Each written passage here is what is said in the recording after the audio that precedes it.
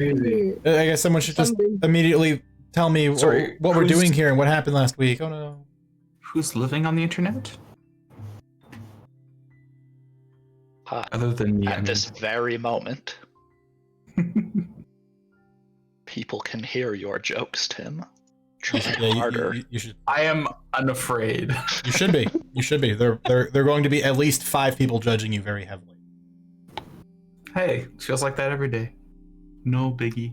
Well, let's see if we can't pump those numbers up. You remind me that I need to shift. Real talk. It's Friday.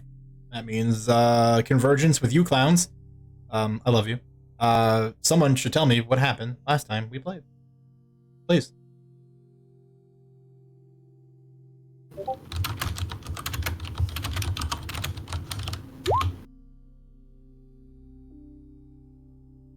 That's not a qualification for not doing it, Kyle. Just saying. It's more of if I say someone should tell me what happened last week and there's more than 5 seconds of dead air, I expect someone to start doing it if they feel like they want. Because then if not, I'll do it. No one gets any points. I can jump in if nobody else wants to, but I'm happy to let others do it. I'm not doing it this week. All right. Kara, Tim? Go for it. I see. Okay. Well, last week on Convergence, we were resting in a big temple built by our good friends, whose name escapes me at the moment. Hammer. I remember their individual names. Amaron. They built us a nice little temple to sleep in because they're sweethearts. And we had a brief discussion with them where they're like, hey, we're going into an anti-magic field, so prepare for that. And we were like, oh, maybe we should, and took out one thing of climbing gear, and everybody who has ever been in this area before laughed at us until we took out more equipment from our bag of holding. From there, we then set out and hit an anti-magic field, which makes Martel feel very drunk. So she became relatively useless for the rest of the session. But a big canyon opened up. Chasm? I can't remember where we landed on the naming of that. Well, there was a big fissure in the ice, crevasse. Yeah, I think we used crevice. Yeah. Yeah. Forgive me and my French Canadian roots and insistence on saying crevasse. So a big crevasse that we had to come across, and Hasvard said, "First thought, best thought," and got himself hurled across the crevasse with a rope attached to him, which, to the surprise of at least myself, succeeded quite well, in fact. First thought turned out to be best thought.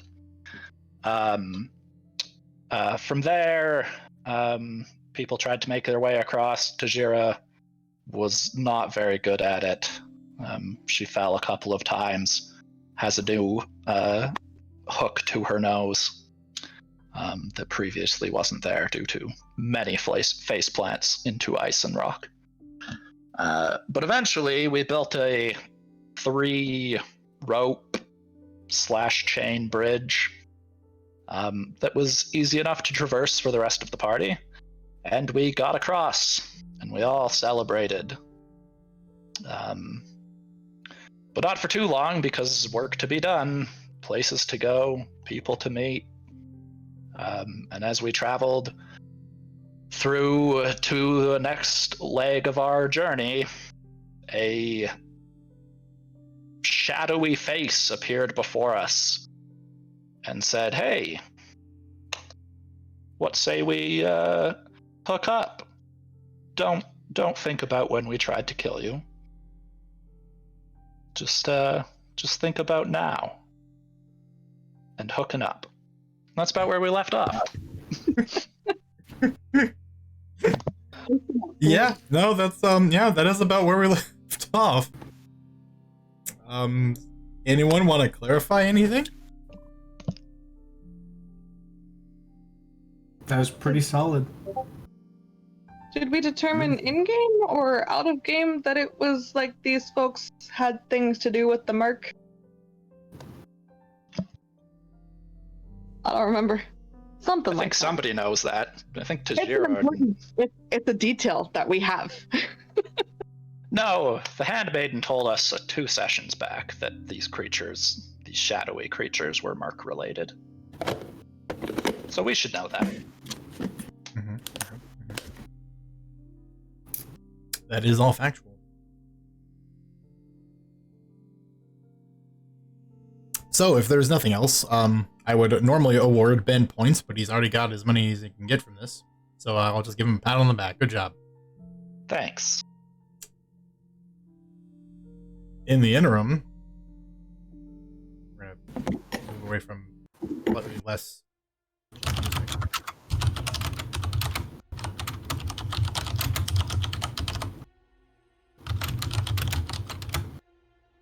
Move you guys all over here.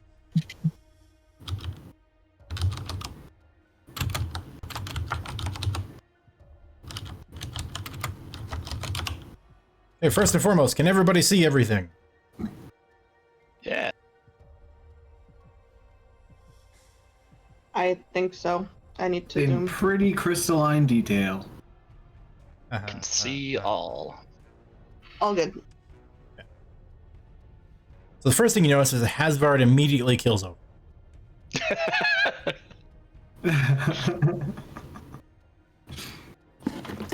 And now that I've made that joke, I have come to realize the person who actually knew what was going on here, at the very least enough of an idea, was in fact our very own Goblin Rogue Hasvard. Because these people are the competition to Rattree. They are more or less as I explained to Hasvard last week, I'll explain to Hasvard again so Hasvard may disseminate as he wishes. These people, this group, and this entity that was speaking to you in this large shadowy orb of darkness that is pulsating overhead, belong to one of the members of the Zarana, which is more or less an evil pantheon that exists in the mirror, in the Merc. Nirvana? Zarana.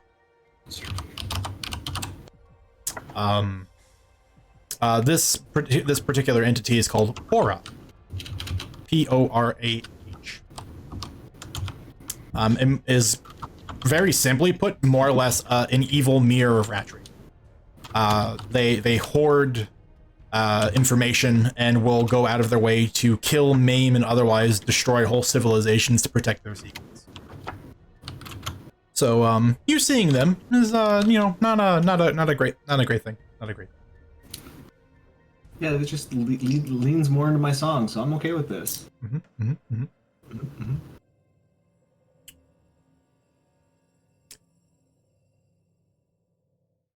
In the following moments of the initial offering from this shadow-etched face, all of the Goliaths have a moment where they turn and look at one another, eyes very quickly crossing over to one another, and all sort of gaining this same sense of acknowledgement. It's very clear. They don't hide it one bit.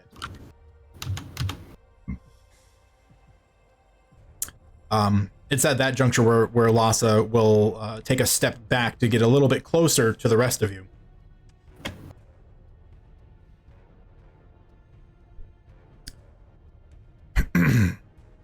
These individuals have been responsible for the hiding and destruction of much of our culture and our heritage in which we are currently seeking.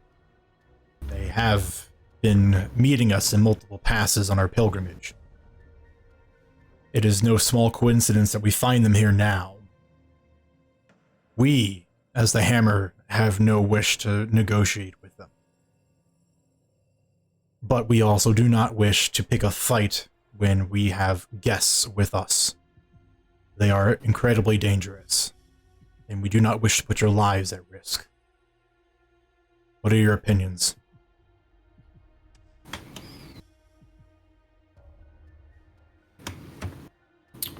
Well, considering they probably know what you want and know that you know what you want, they're not going to let you walk away. And if they think that we know anything about it, they're probably not going to let us walk away afterwards anyways. So...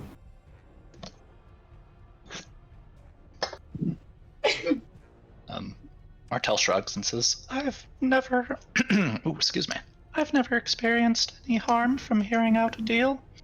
Whether or not we accept or reject can be discussed once we know what the deal is.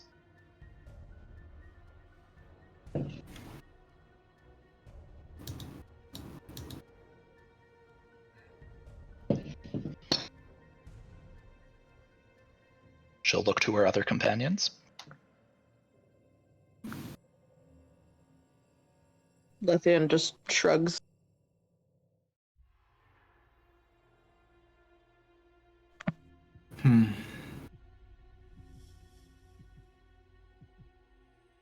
Well, I would advise meeting on equal ground instead of just going to them, but that is up to you, Martel.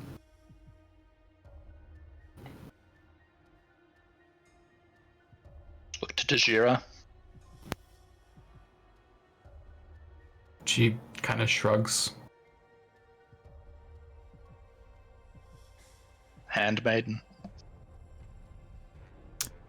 I agree with Martel's assertions thus far. Hearing them out brings no harm to any party. If we decide to turn it down and then they wish to proceed with more aggressive manners, then it results in the same thing that you have foreseen. Do not think it matters where we meet. Snow is snow is snow at this particular point. Tel kind of smiles at the comment. Then she'll look at Snow. I think I have not been paid enough for this. As my traditional advice will continue to be, avoiding conflict is the best way to survive out here in the wastes. If these people are a threat, my suggestion would be to head in the opposite direction and circumvent them. It may just set us back a time.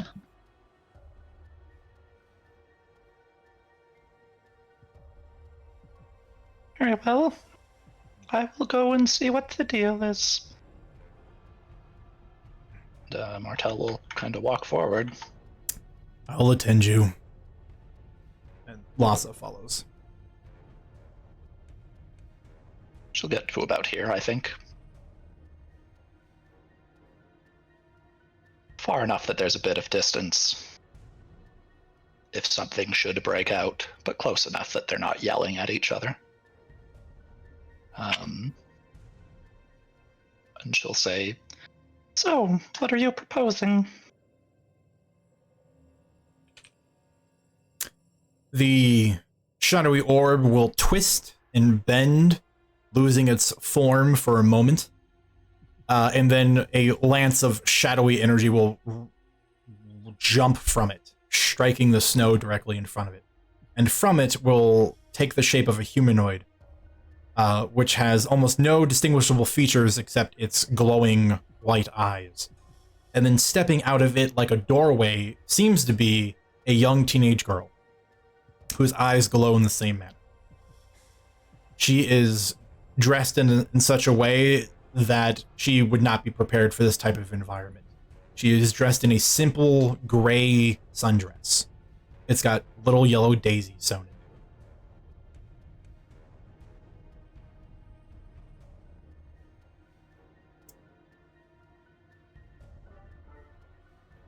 Well, it wouldn't be much of a negotiation if we didn't have a seat to discuss this. What is... And the shadowy entity will just gesture with a hand to open space, and several more lances of this dark energy will shoot out. And in their place, it will create a reasonable sized table with 4 chairs to sit at it. And it will march over, and it will sit the young girl in a seat and push in the seat for her. And then it will take a seat adjacent to her. And then we'll politely gesture to the other two for you. Martel will sit. And she'll say, hope you will forgive that Lhasa will likely stay standing. There are some trust issues, I'm sure you understand. Lassa's helmeted head just nods in agreement. Of course, of course, of course. The hammer has a bruised sense of pride currently. They believe us to be enemies. We are not. We are just merely opposing forces currently. But we do not need to be.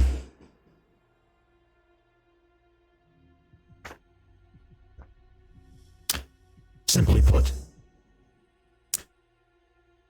we, as representatives of her darkest aura,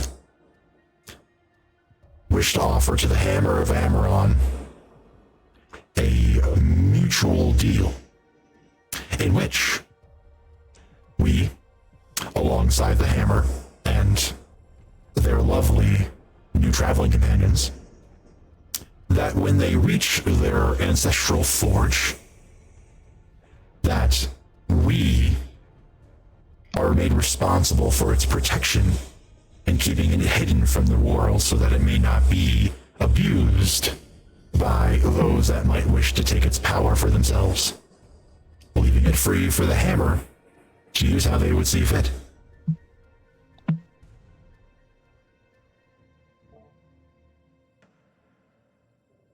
Does sound like a generous deal.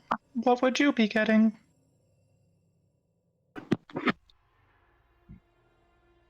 The shadowy head sort of tilts. Well, we would be getting an exclusive piece of information of a powerful relic where none else, save for the excellent artisans of the Hammer, and, of course, due to our protection, use of the forge.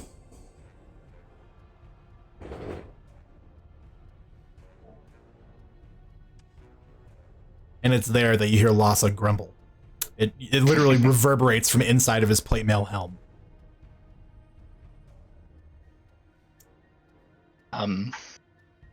Yeah. Martel says, well, as much as I would love to make all the decisions for myself, my companions, and even the Hammer of Amaron, it does not seem to be the way people want to do things. If you'll allow me to bring this deal to my friends, we will consult, and I will give you an answer. Very well, if you must. Would you like additional seats for your friends so you may discuss at your leisure? So it's a little bit more comfortable out here in the frozen tundra. Martel just kind of shakes her head and says, No, I appreciate the offer, but, Hammer of Amaron are not the only ones with trust issues. I do not think my party would sit. Very well. While my feelings might be hurt, it does not change the deal. And a thin white line splits where he now has a mouth and teeth to smile. It's a little unnerving. Bit uncomfortable. Martel will stand and start walking back. Mm-hmm. When you begin walking away, there's a long moment where Lhasa doesn't turn or move, and he's just staring the figure down. And then after you get about 5 feet away, he begins to follow.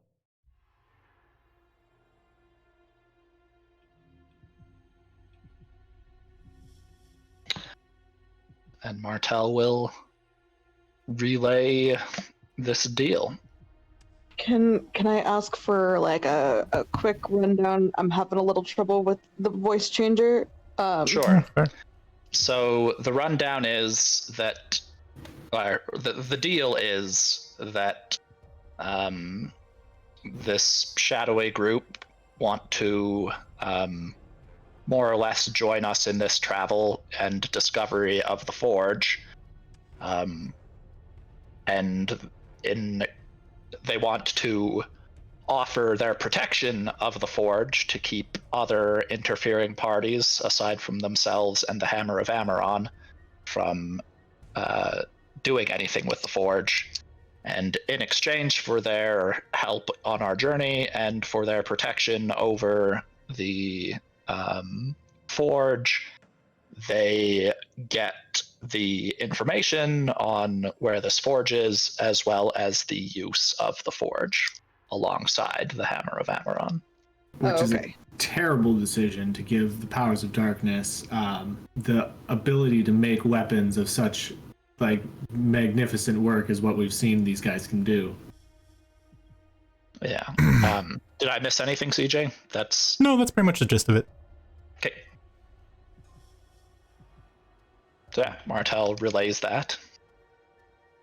Says, I have little investment in the forge at the moment, and it does not affect me.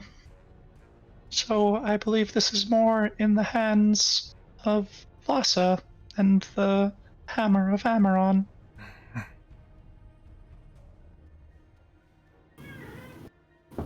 The reason why we have been at odds with them, other than their devious reputation, is the forge that we seek is comparable to the life forge that the smith works upon. If you compare the weapons and armor we have to what could be made upon the forge of the master giants, these would be considered baubles and trinkets that children would play with. We are So not. my point stands more. Yes, we are not merely talking about a place in which to heat metal and reshape it to make pretty items or weapons or armor. We are talking about something that could build new life. Something that can literally transfer pure passion into magic. It is something that has not been seen since the original days of the Great Creation War, where the giants were recalled by the primordials to help them fight the war. It has been lost for such a long time because it has been buried by people that never wanted it to be discovered again. Say like the people we're talking to now. Yes, it is why their deal is as polite as it is. They would let us find it, and perhaps even for a time use it. But they would very likely dispose of us after a period of time. Probably sooner rather than later, lest we decide to start using it to manufacture weapons and armor.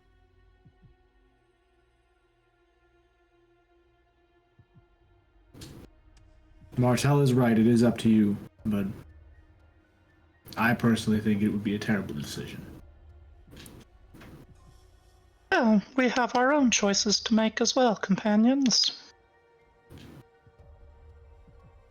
I think the Hammer of Amaron is to make their own choice, and we are to make ours.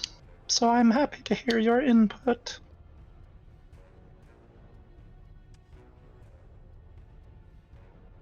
Well, I assume the option of no deal is fighting them, right? Quite likely, yes.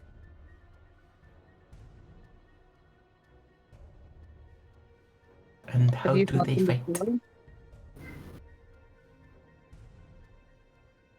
One at a time, please. Have you fought them before? Not this particular one, but many other agents, yes.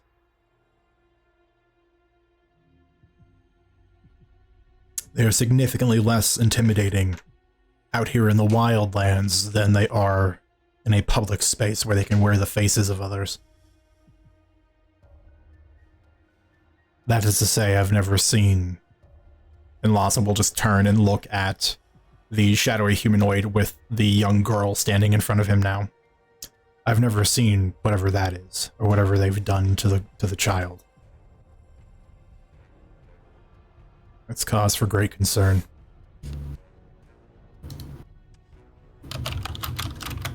Are you confident you could win this fight today? Kyle, did you mute yourself while you were typing? I could not hear you, Kara. Would you please repeat that? Yeah. Are you confident that you could win this fight today? The Goliaths all exchange looks between one another. Bravado aside, we suspect we would suffer additional casualties as we have in the past. Yeah, Martel just kind of looks at Lithian and says, "The trouble is that if you can't win a fight, you have to cheat to do so. I suspect they're not above cheating." They're not. Oh, I see the way they look. I didn't think that they were.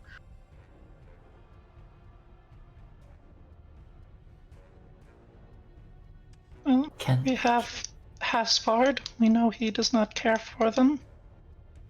Lithian, it sounds like you don't care for the deal, as you're already discussing plans to fight. Can we perhaps sneak by them somehow? No. Martel just kind of makes eye contact with all of them and then looks back at Tajira and says, "They're looking at us." Going back to my original statement, if we were to travel back a distance several hours, we could circumvent them. But not throughout a little bit of time lost. Probably the better part of the day. That's not worth it. What does the hammer think of that?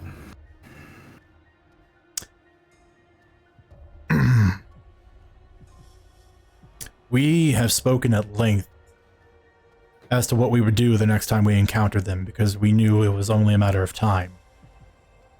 They are responsible for the death of one of our members.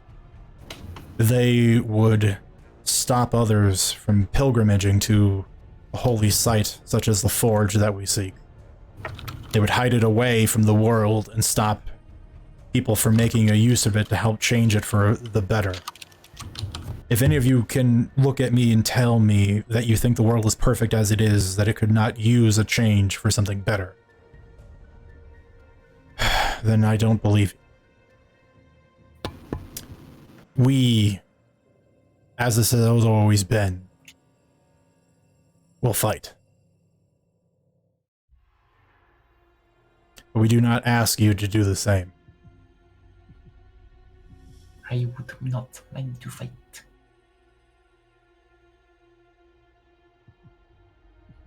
Martel looks at the handmaiden.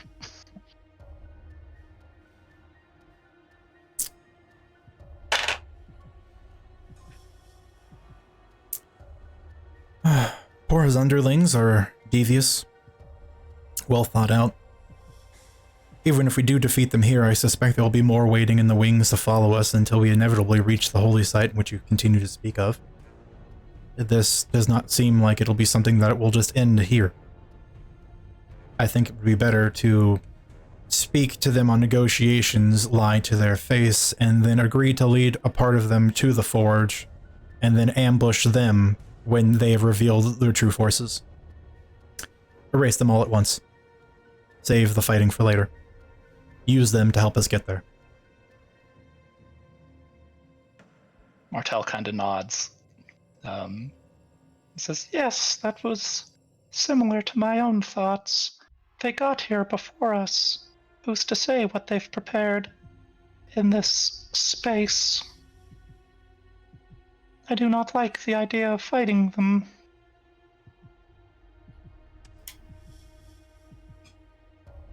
Well, they are so advantaged. One quick counter thing. What if they propose to make a pact in the sense of an actual soulbound deal? Because we all know that's a thing.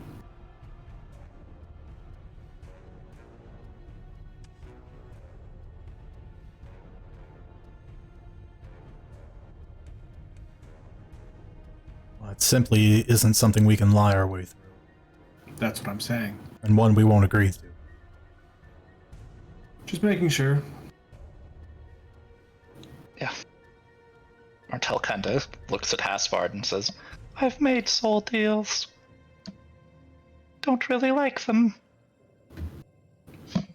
No, that's normally to do with the fact that it's your soul that is being bound. She shrugs again. Didn't think I had one to bind. Oh, sweetheart. Something as cute as you obviously have a soul. Several of the Goliaths turn and look at Martel. Just a lot of creaking plate mail suddenly. She smiles at them. I've led a clandestine life.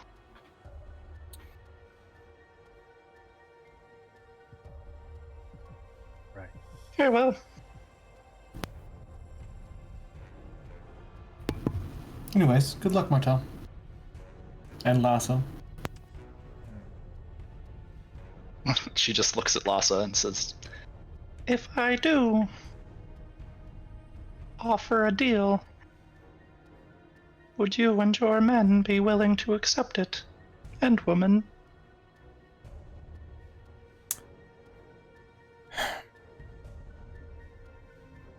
As long as it does not result in them seizing any power from the Forge, we will agree to it.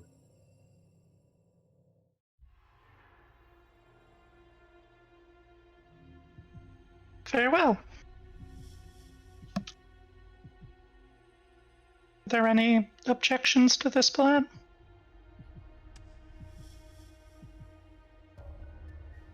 There is a moment where Gamir turns and just like kind of stomps off into the snow in the way you guys came from. He goes about like 15 feet away, and then you begin to hear mildly tinny sounding swears and giant.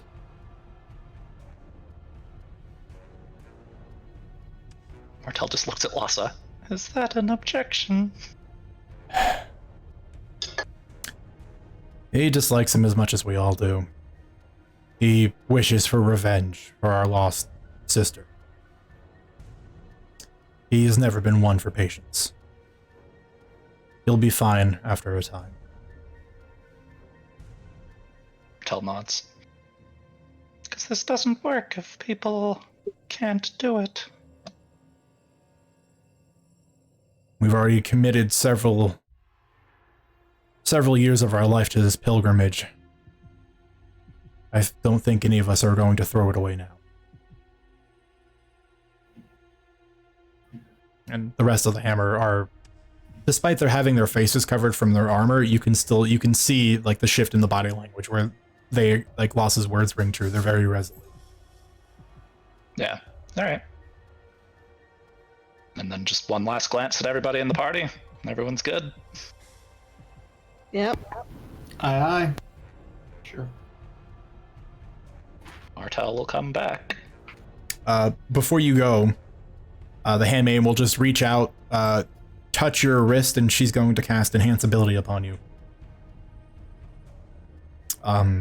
You have advantage on charisma checks. Hooray. Never one to turn down that. She knows what you're about. Alright, boop. Yeah, Martel will head back. Does she do so alone? Lhasa actually holds back. He does trail, but he doesn't walk up to the table with you. Then, Martel sits down. Well, I went and discussed with my companions. And what did they have to say? She just kind of smiles. Says, well, the hammer of Amaron wanted to kill you. Fight here and now. I suspect you're not surprised by that. Not in the least, no. My companions are wary. Mixed feelings towards your master. Oh, of course, I mean, and just look at me. I don't look that friendly at all. It's really hard to change what you're made out of, though. Martel just nods. Yes. But I see the benefits in this. I see the potential. And I have never been one to turn away an ally, no matter their past. It took some convincing, and the Hammer of Amaron isn't pleased. She kind of gestures over to where they're all standing, and the one who's standing, Gamir? Yeah. Standing further away, kind of huffing and puffing. It's harder for some than others, but they recognized that they really do not have the strength to hold the forge anymore. After numerous encounters with yourselves, I believe we have a deal. Excellent. I'm pleased to hear this. It will certainly not be something any of these parties will regret. Everyone will get what they want. And together, we will certainly overcome these wastes much faster than we would have apart. Tel nods. Yes. Maybe even save some of our own. Yours and ours. Since this violence and bloodshed. The figure will reach a wispy, shadowy hand across the table. Deal? Mortel keeps her hands where they are. Says, "Oh, sorry. I have bad experience shaking hands with shadow beings. Last one who did it nearly got me killed by my companions." Then would my flesh and blood representative be better? And he'll gesture to the young girl.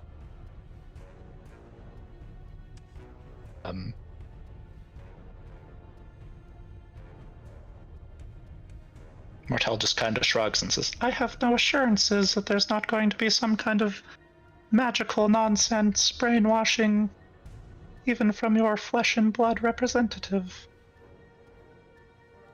I prefer to keep myself intact. My mind works better, and I am usually a better ally for those around me if there's no playing with my mind." All the more reason why we would leave it intact and not do such united trickery, but I will acquiesce. I understand. This will be a tenuous alliance.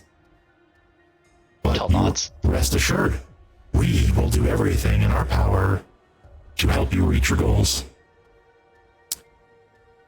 Wonderful. And when I feel that you are of your word and I can trust you, then we can shake. She just smiles. You get another one of those eerie, face-splitting white teeth exposures.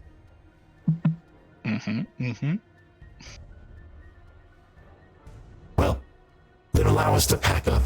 We'll be ready to go shortly. Oh. And the figure will turn, and as he does, and you both sort of, the young woman and you stand up at the same time, the chair and tables vanish into wisps of shadow. And now, smaller in size, both of them will walk over to the circle where these black-cloaked figures were maintaining this spell, this ritual.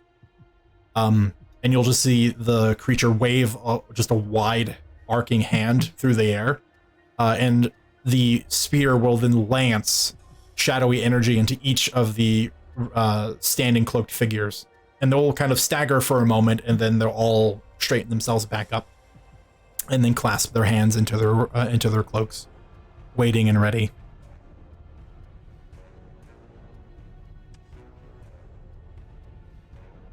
Yeah. Martel will just look to her friends and say, "Well, we've got some new traveling companions." Yay. Let's go make friends. I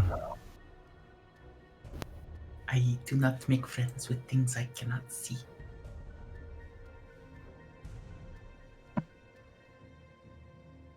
Gamir comes stomping back over. This is dumb.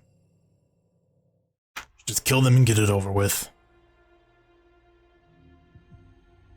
He's just kind of muttering to himself.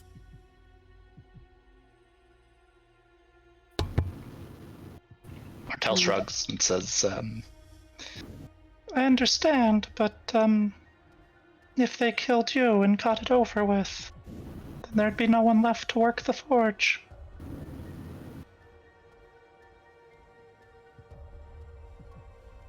Gamir has a moment where his head sort of snaps over to you, Martel. And because he's just such a thick, well-built Goliath, you see literally like the visible huff. Mm-hmm. Where he's just like, ah, damn it, she's right. Like, you could see the retort about to be raised, and then he was utterly defeated. Just crap. All right.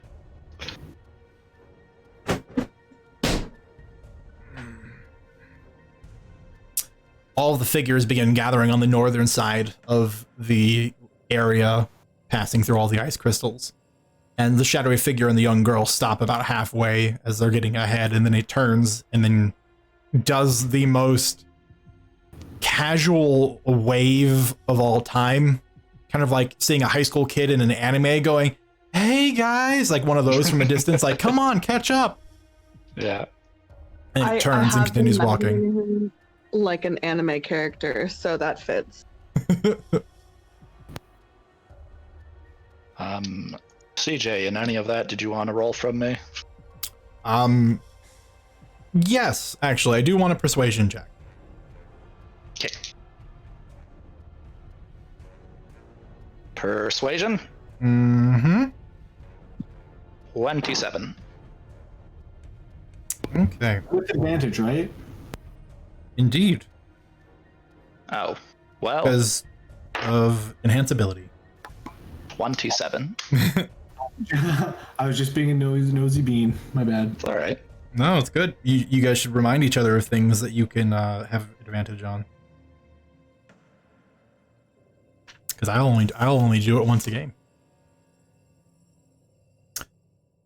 All right. Well, now, with the Shade Seeker and his group of acolytes leading the way, you continue heading north.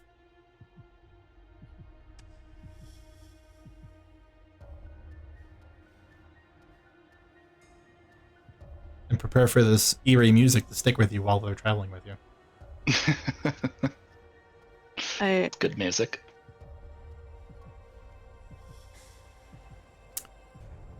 Next up. Who's ready for some more wild magic? Not me.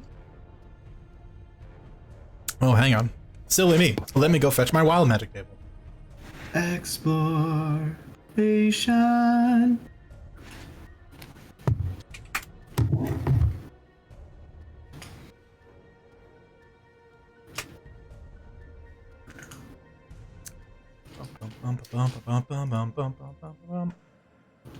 I would like us to spread out a little bit more. Like, we can stay in groups of 2, but... Well, that's something you guys can talk about while you're traveling, so sort that out. Because I feel like a group of 4 people blowing up again would be a bad thing. If it's just 2, it's not terrible, but it's still not great. But, like, hey, it's at least just 2. Well, I'm sure this puts Hazard's mind at ease for anything that might happen to Martel, because I doubt he'll be anywhere near her, but she's probably going to be up with the acolytes, is what I'll call them for now. Good luck with them. Talking to them. Boy, is Martel going to be disappointed. Yeah. Because Try they're and not get going them to to... clump. Get them to clump.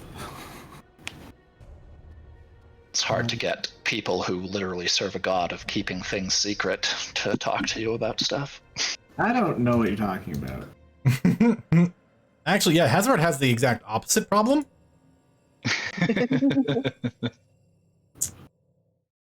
I believe in bringing secrets to light when it's necessary, okay? And all the time. That's All the time. all the time. Yeah. It's necessary all. Don't make fun of me. Too late.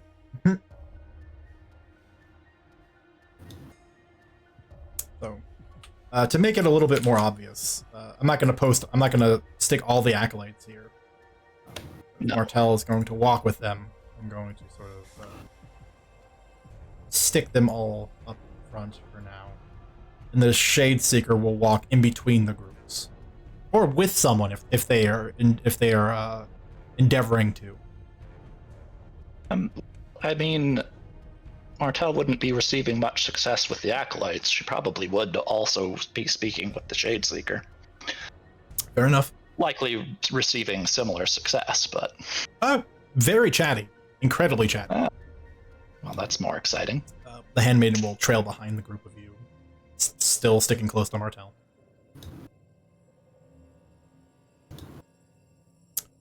Snow is going to bring up the rear.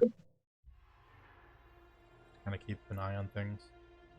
Sorry, yeah. I was just naming their whole group the Acolytes, so that I could... Yeah.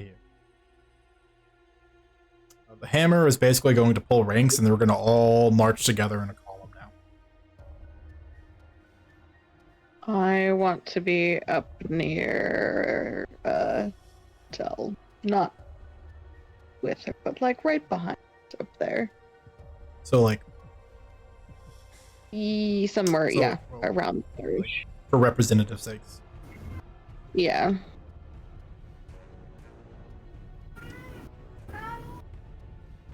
Kitty? Yeah, that's my cat, sorry. Meow. Sorry, it's funny to me because it doesn't really sound like a cat. It sounds like a person imitating a cat. Your cat Yeah, has I a know, very he's that human loud. meow. He's that loud.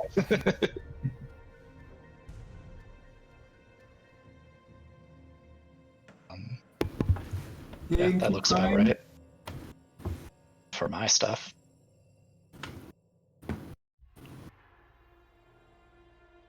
Okay. Well, if everyone's roughly where they want to be. And is there any particular nonsense you would like to do?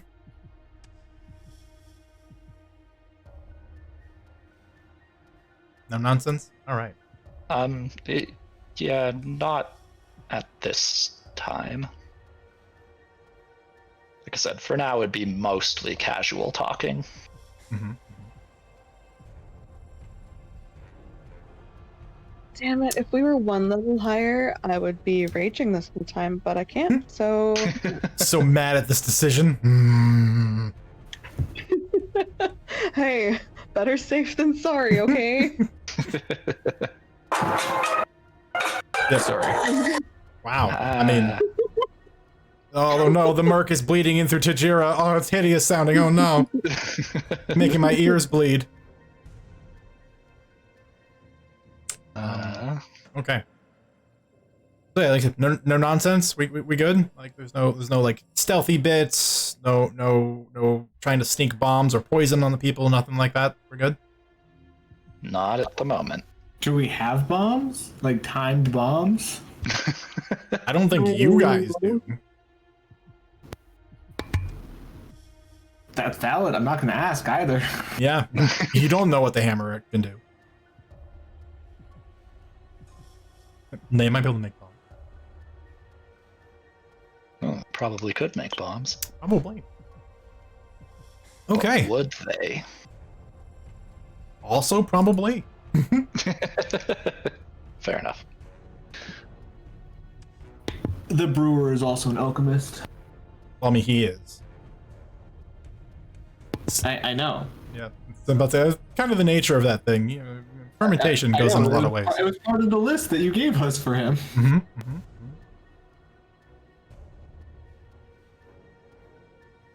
Sorry, I'm back. Welcome back. just in time for the group to have traveled for about 2 hours together.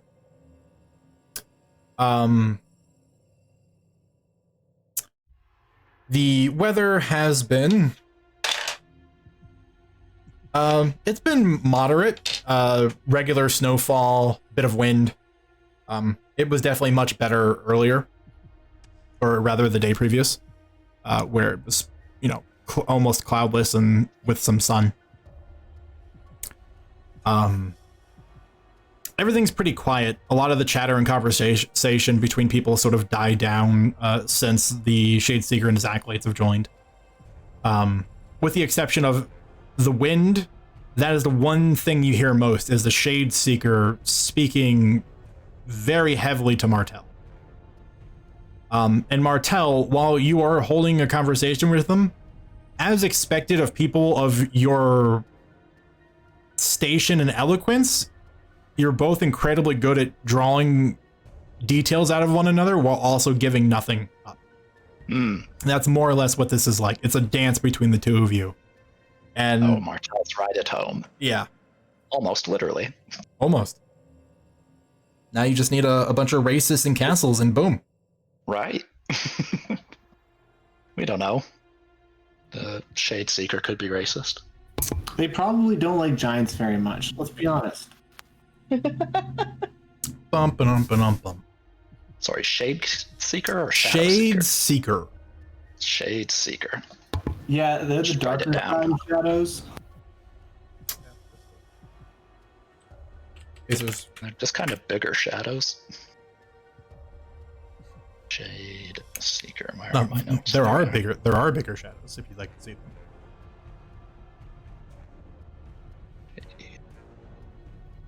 I have shadows that can Megazord together. Those are really cool. You might have just avoided an encounter with one. A little disappointed. No, I'm sure they'll come up later if you inevitably backstab them. Yeah, I mean, I don't know much about the Shadeseeker, so all I have written down is Shadeseeker, new friend, question mark? That's my notes. That's Martel for you. Yep. This is one of the few times Hasvard is not trying to make a friend, I think.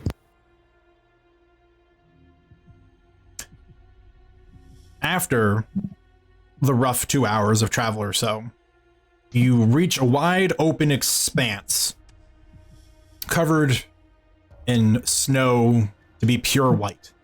However, you see that intermittently between 5, 10, and 15 feet, there seem to be spires of ice, and it gives it this appearance of a crystalline forest. And the acolytes at the front of the column kind of pause. And they're just standing there waiting. The Shadeseeker is just in the middle of a conversation with you, Martel, talking about some secret delicacies of long lost kingdoms and empires, and how to try to reclaim some of the spices necessary to make them in the modern day and age, and where you would have to go to get them. He is forthcoming with some information, but like obviously none of it's super valuable.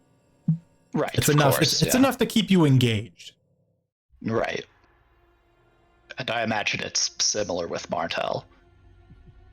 She's not perfect at the game. Some things would slip, but not everything. You know, enough to keep it engaged. You get there, the hammer kind of falls. They're about 30 feet away. And then at the back, Snow and Tajira. And Snow just kind of mutters under her breath. Ah, the spires. Great. And just sort of calls ahead. Prepare for some intense wild magic. For which the Shadeseeker just sort of like waves a hand. Like, yeah, I know. Is there something specific that's causing it here? The Snow is quiet for a second and then just kind of walks up. There's nothing specific that causes the wild magic anywhere here. You know that, right? Well, terrible I cataclysmic figured. battlefield, uncontrollable magical surges. I was just curious in the sense of you said you seemed to mutter something to yourself, and then you said that this was a wild magic zone. I thought it had some correlation. No, it's because it's I know the area because it's related to the crystalline spires here. Huh. Care to expand on crystalline spires? Well, they are cylindrical in shape. Points. They come to points at the top and sometimes are very sharp.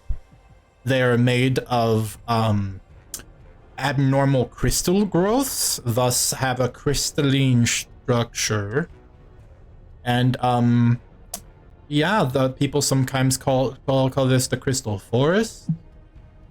I just They're call not red, are they? call them spires. No, they're not red. They are Oh, phew. they are more or less perfectly clear.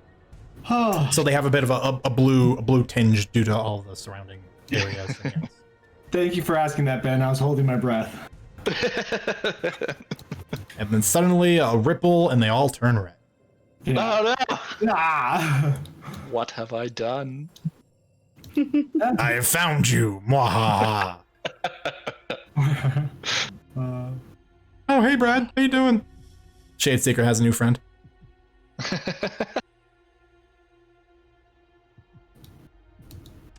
Yeah, so At that point, that's all. any friend of the Shadeseeker is a friend of Martell's. Anyways, go on. You know what? Because I'm gonna start putting this on you guys. From top to bottom in Discord. Ben, roll me a D100. D100. 60. Roll me another D100.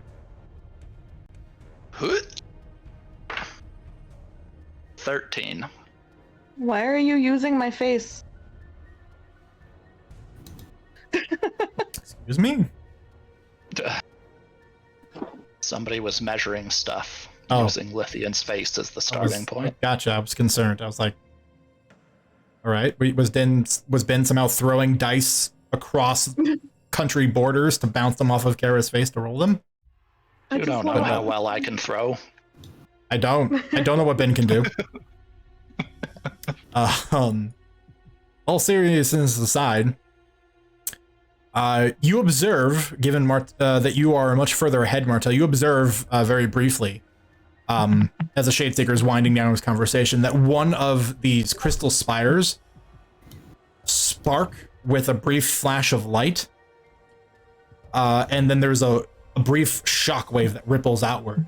And several of the acolytes sort of brace themselves. And as it ripples across the front line, you discover that from fingertip down to elbow, you are covered in a gooey, sticky adhesive. You can't move your fingers or gesture in any sort of way. Wow. This is very frustrating for Martel.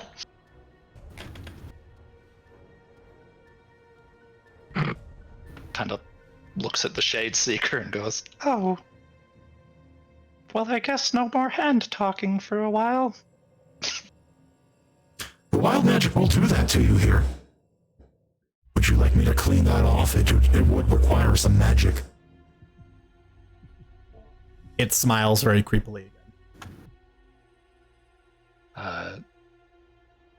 Martel just kind of shrugs and says, "I'll maybe wait till we're out of the wild magic to do it." If you insist.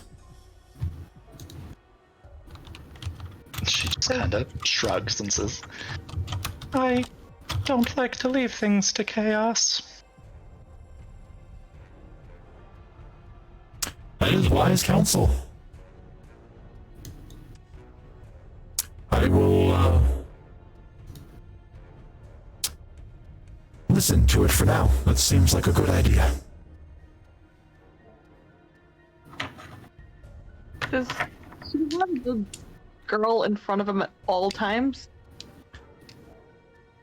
No. Sometimes the girl, well, for this duration, she's been walking at his side. Basically, Okay. whatever opposite side Martel is not on. But the way she moves and acts seems very unnatural in that every single step and movement of her body and arms is almost mechanical and very stiff. Awesome. Thanks. Yep. I hate him even more. Yeah. Nothing about it looks good or feels right. He's literally the epitome of everything I feel like I might stand for. Stand against? Yeah, that. There you go. Well, no, it means the opposite. Anyone else want to clarify for that? I feel like that's not right. He said he feels like he's the opposite of everything I feel I might stand for. Oh, I heard phrasing of that. I heard epitome. Oh, did he say epitome? If I he heard said epitome, so I'm then it like, would be everything he stands for. That I should have said it the other way. I just looked it up. Okay, yeah, that's what I thought. I'm like, I'm like, epitome is, I'm like, that's what you want to model yourself after. I'm like, I don't feel like that's the word you want. I definitely thought he said opposite. Well, here we are. We're good. Here we are. Everything's good. The acolytes, after a brief glance back to the Shadeseeker, again, he'll just sort of like wave a very dismissive hand in their direction, and they'll begin marching forward into the spires. Snow, who's now kind of amongst the hammer near Hasvard and Lithian, will just kind of like look around. You'll start to see the runes on the hammer's armor kind of flickering occasionally. This place, the spires, they can amplify the effects of the wild magic occasionally. So if you see one of the locations, one of the spires begin to change color or flicker, I recommend getting away as quickly as possible.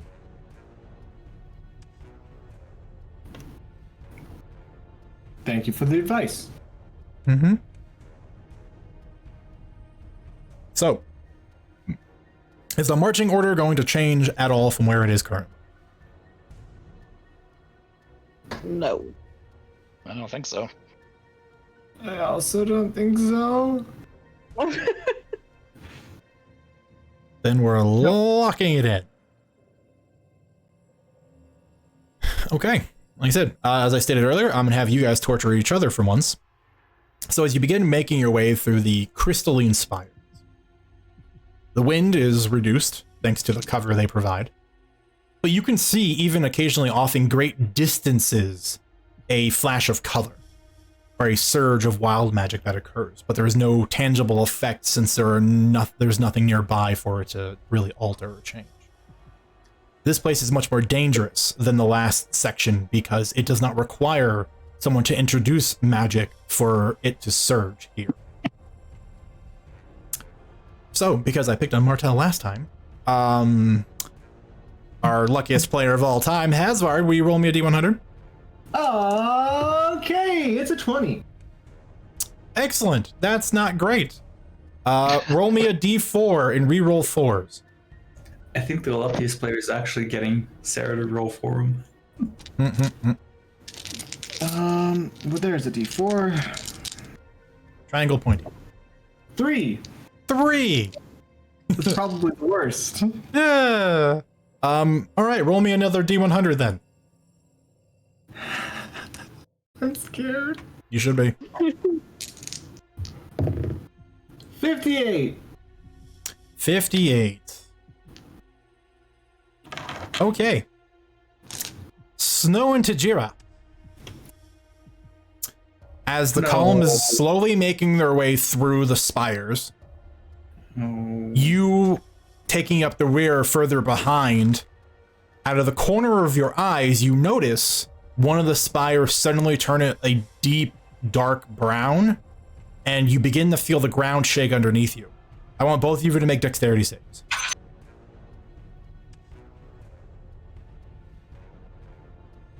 I blame you. You have no one else to blame.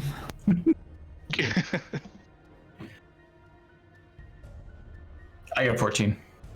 14? Okay. Snow got an 18. What happens is, as you guys preemptively try to move away from whatever cataclysm that may arrive, you watch as the snow beneath you is suddenly swallowed up by a washing tidal wave of mud. that seems to be produced out of thin air. Snow manages to avoid it, but Tajira, you are caught under the wave. And you are smashed into the ground where you found yourself stuck in a dense, nasty mud puddle. She's just spluttering and trying to get out. Reacting quickly, because they are closest, Snow is going to pull a rope off of their pack, make a lasso, and throw it to you. Do I have to make a save?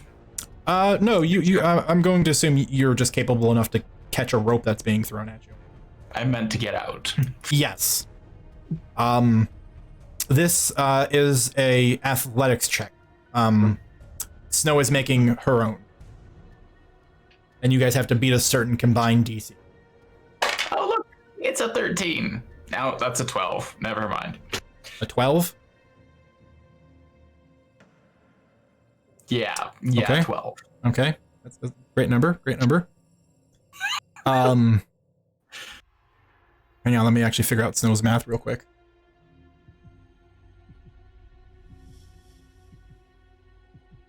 All right, well, actually, due to literally dumb luck based off of how I set up her stats, you just meet the combined DC of 35.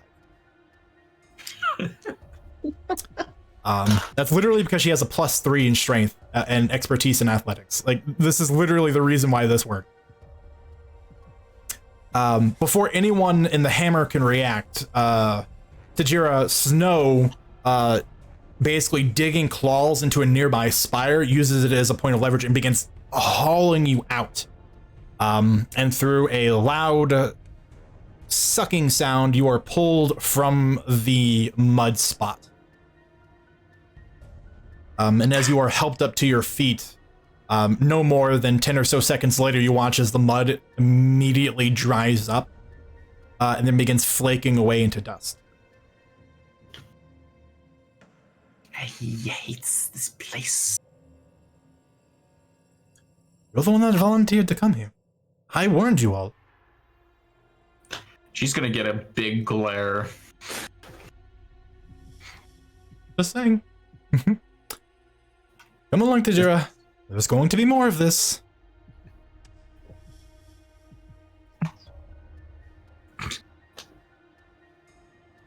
Next up, Lithian, D100 roll, please. Okay. Now one of the actual luckier players. 22. Not today. Yay! Roll a D4, re-rolling fours, please. 1. All right. Roll another D100, please. Jesus. Okay, we're getting some.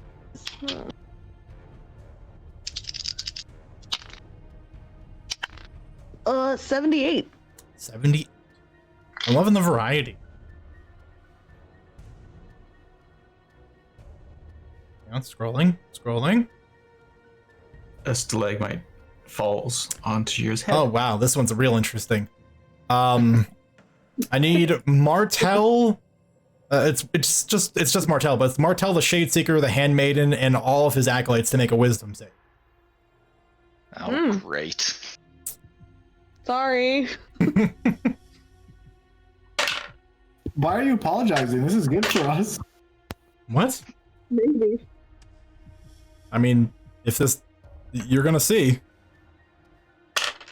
Sorry, as long as Ben saves the roll. They go mad and kill us all.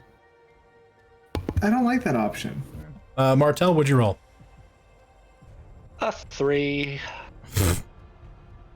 I'm very sorry to hear that. I've just been contemplating if I want to auto-succeed. Your decision. I know, just give me a second. Yes. I will spend 2 points to succeed. Okay.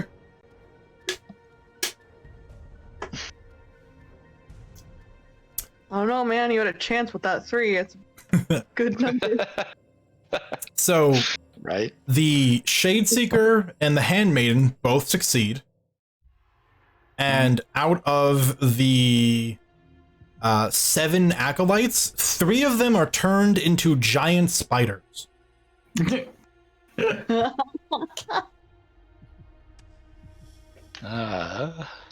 And they all have the same reaction where they stop, they skitter around, because spiders can't look over their shoulders. They skitter around, look at the Shade Seeker, and the Shade Seeker continues to do what he's been doing, which is wave a dismissive hand forward, and they begin skittering back forward. So we're being led by spiders. And a couple of other acolytes. Four of them. So glad I chose to save, not just because Martel would hate being a spider, but because my arms are covered in glue and I would just immediately be stuck.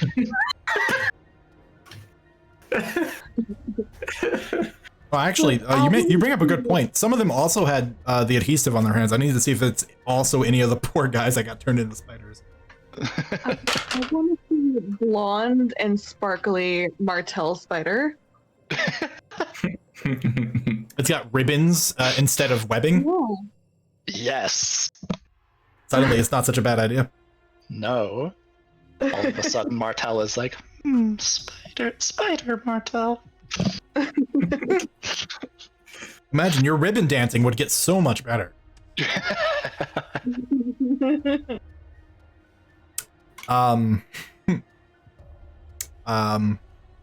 Yeah, there's no coinciding problems here.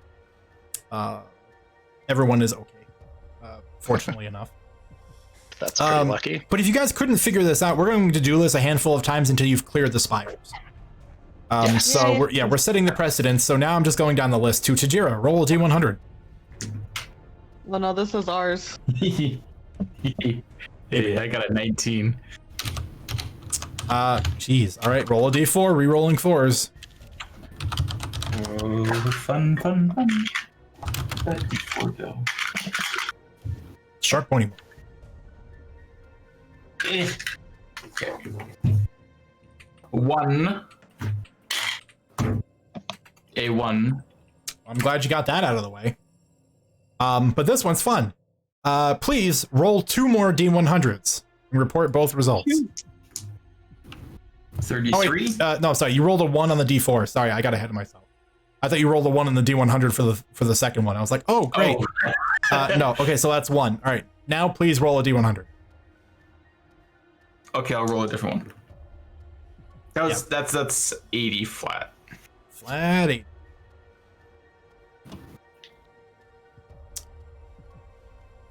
Okay. Turn left hand into a spider race together. All right. Sorry, Martel. But again, blame RNG. The D4 was a 1, so it's the front group. I need you and everyone else to make up there to make an intelligence save. Better at these. Apparently much better at these. Modified 20. Okay, it's a success. The Handmaiden also crushes it. You watch as several of the remaining acolytes and the spiders well, actually, man, I guess you don't actually notice it right away, but there's basically a wave. You see you see one of the spiders gravitate and pulsate, but it just seems to vibrate. There's no tangible color change or form of energy. And then you feel the ripple wash over the front of the group. And then, as before, the acolytes turn to regard the Shadeseeker about what next. And then the acolytes that are still hooded, you watch as they turn and they no longer have heads inside of their hoods. Oh my. But something is still propping up the hood like they do. It's like their heads were turned invisible.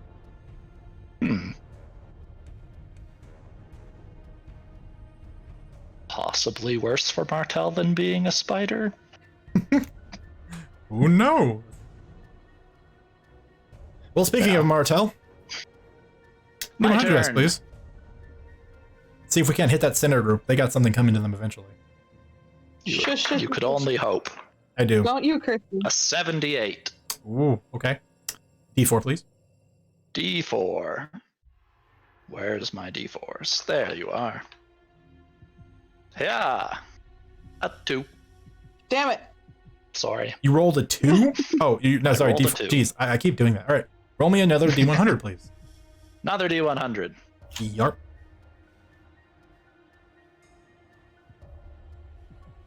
$54.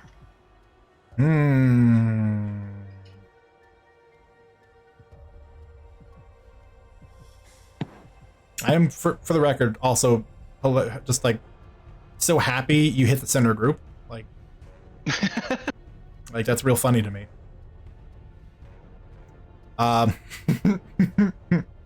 Thanks. Yeah, this one's real goofy. I love Wild Magic Table.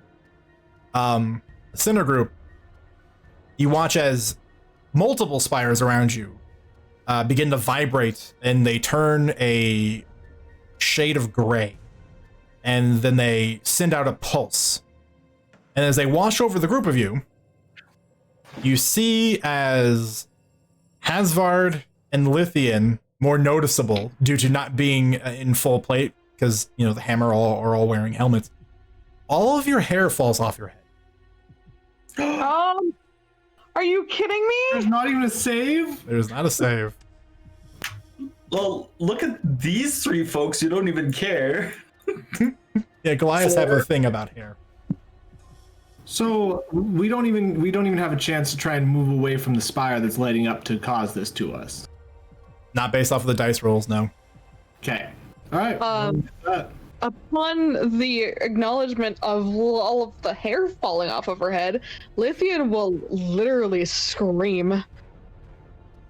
Like as if somebody died, scream. I mean, Martel will turn around at that. There's a bald-headed Lithian. Tajiro like stops in her tracks. I don't think anybody else is moving. No, I mean the Goliaths were still marching. If only because a lot of them didn't immediately realize what happened. Again, is wearing full covering, full head covers. They didn't even realize. And granted, the only one out of the group that actually has hair to lose would be Gamir. I mean, Martel would run back to Lithian. Be like, oh my gosh, are you okay? No! Oh god, how do I look? As much as you're looking for some kind of reassurance from Martel, she just kind of is like, I knew it, it's awful. Oh. It's okay. Lhasa can reverse it, and if he can't... Martel just kind of stares at Lithian for like a real hard moment, and then sighs and says, I have very long hair. We can make a wig. She looks at you in the most like, kind of in the way a child will look at you if you just gave them a puppy. Like oh my god, really? You would do that for me? While also like trying not to cry. Yeah. So. Martel desperately wants to hug you, but glue. Yeah, that's real funny. That offers his hat. This is most distracting. The hammer is walking by you, and just offhandedly, Lhasa will mention, if it's a curse, I can remove it. But until we've stopped and are out of the field, I make no guarantees. The Acolytes and the Shadeseeker have not stopped. After giving up my hat, I use my bonus action to catch up to the group. Yeah, I mean, this is a crisis. Martel's staying with Lithian. Yeah, Tajiro's staying back as well. All right. Tajira nearly drowning in mud. Yeah, Lithian losing her hair. Crisis. Her hair. That's something Martel can tell is a bad thing. Don't mind me. Just gonna move you in guys your defense, Tajira, Martel had no idea you nearly drowned in mud. Well, she is apparently no worse for the wear either. All the mud's gone, so... Yep, it flaked off. Oh, that's good. Hazard calls over his shoulder. The longer we're here, the more likely things like this can happen again. So Hasvar did leave? I said I did. I'm not retconning it. I'm sorry. Okay. It's alright. Speaking of Hazard, please roll another D100 dice. Oh boy. It's gonna be good. It's gonna be good. It's a 98. Yeah, if you want to call that good. Roll good? D4. We're doing odds or evens. Odds is the front group. Evens is the back group. Yeah, it's an even. It's me. I get hurt. Yay. Roll another D100. Yeah, it's an 83. Throw terrible things at me. Yeah. It's going at us, not you. What? Yeah, we're evens. Yeah. Your odds. Oh, I misread that then. My bad. Yeah. So, Handmaiden, Martel, Lithian, Tajira, and Snow, I need all of you to make wisdom saves. This is how I die. As there was another ripple of energy as you were sitting deliberating over making a wig for Lithian. You know, maybe if I made some saves once in a while, maybe I wouldn't die. That's good. I got a 9. That is not good. What would happen if the hair spell happened to Tajira and Snow? Would they just be bald Naked cats, yeah. Oh, that would be horrific. At least Gigi's like wearing stuff. I mean, so was Snow. I'm going to use that thing you gave me where I can use my charisma modifier instead of my wisdom one. Yep. And make that a 27. Yeah. Because I don't trust a 17. Oh. All right. Wow. Yep. 14. Oh, 14? 14. Okay. In which case, Martel and the Handmaiden are fine, but Lithian, Tajira, and Snow, you are all turned into giant rabbits. Am I a blue rabbit? You are a giant rabbit. Am I hairless? Wow, that is a really good question. Let's see. It's wild magic, so it's not like it has sentience based off of choosing your form. It would probably do it based off of the individual. So you still have hair, you just don't have any on you right now. You know what I mean? Like your body will, if your hair regrows, it would know what your hair is, right? It just doesn't suddenly grow a different color because you've lost it. So no, you're going to be a blonde colored rabbit. She's going to screech in rabbit now. Tajira will telepathically ask you, what are you doing? Sorry, that was bad. Yeah. Apu? Are you asking for that in a way that she can respond, or no? Yes. No, you can't. Well, I mean, you can't respond to this telepathic anyway. This is Tajira that can speak to people. No, you can't. I can't? No.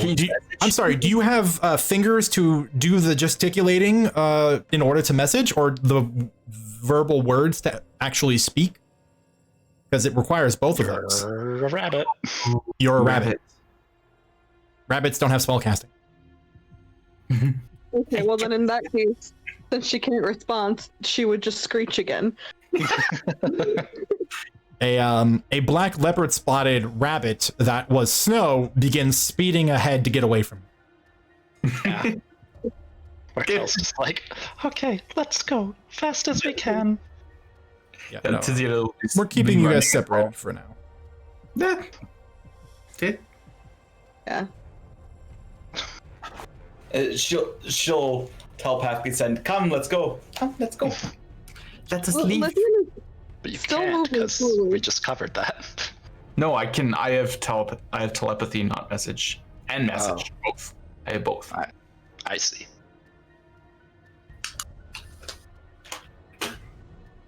Yeah, this is weird. I'll allow the random telepathy because it's like attached to Tajira's soul. It's also funny. It is also kind of funny. Well, now that we've rearranged our groupings, we're just gonna, we're gonna keep going. Hey, Me. Lithian, you want to torture someone? Roll a D100 die and see what happens. I'm gonna torture myself. Is what's about to happen here. Oh, what is that? 89. Okay, I have the table. Please roll a D4. 3. Wow. Roll another D100. Let's pick the new ones. Oh shit. New dice, don't fail me now. Give me something good. 87. You guys really like rolling in the 80s. That also sounds like a weird documentary name. It kind of does. Rolling in the 80s. Yeah. Sounds like a documentary about drugs in the 80s. Yes, that's what I was getting. Yeah. I was thinking more Las Vegas. Well, Drugs, Las Vegas. It's all synonymous. All right. The back group, I want all of you to now make a Constitution saving throw. I'm better at those. I'm good at those. Well, actually, hang on. It's bad news for you rabbit folk. You're rabbit folk. Oh, what's your stats? Yep, hang on. Let me go look up rabbit. It was 0 to Rabbit con. Constitution. Yeah, what is a rabbit's constitution? Because this is what we're doing. Martel got an 18. 18 is a success. Yes. Are we giant rabbits or are we tiny rabbits? You are giant rabbits. Which surprisingly doesn't mean a whole lot. You have a +1. Yay! I got 10. Surprised we have plus. I have 19. Wow. Right. Yeah, Lithian rabbit, real hardy. You go, bunny. Handmaiden's fine. Apparently he's just the best at these. Snow is also affected by this. So if you rolled below an 18, you failed. So that's Tajira and Snow, both cat bunnies. There is an odd moment where you feel your bodies shift, and parts of them extend and grow. To those of you that weren't affected, and you can see these rabbits scurrying along between the spires and in the snow, you watch as their ears elongate further and become pointed at the end, and you slowly watch as amongst their fur, as leaves begin to grow and their fur colors turn to green and yellow and variations there between. They, Martel, to you, they appear very fey in nature now. Yep. Are we fey bunnies? Basically. Exist. Until I tell you otherwise, you have advantage against against any ability that would charm you. Why did I save against that? Damn it. Because you didn't know what it was. Let's see if that comes up. Tajira, roll a D100. She'll be like, what am I? What am I? Oh my. Huh? I got a 4. Nice. Roll a D4. You roll a 3. I got a 4. Reroll I got it. another 4.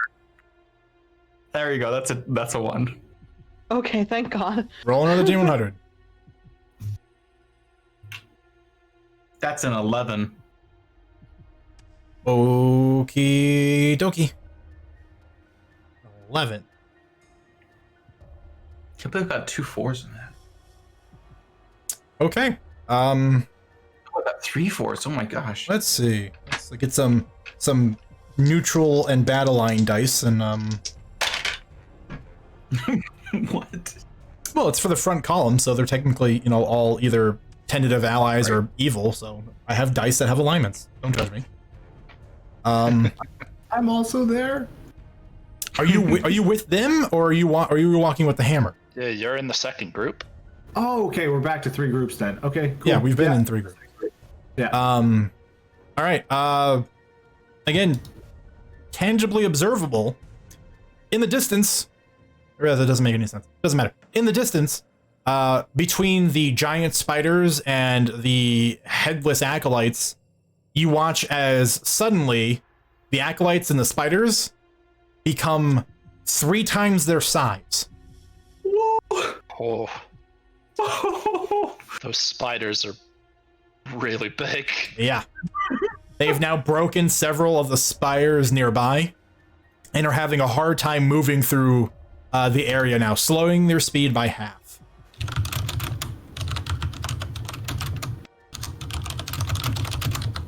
Can I collect a shard of the spire that possibly is broken? You could.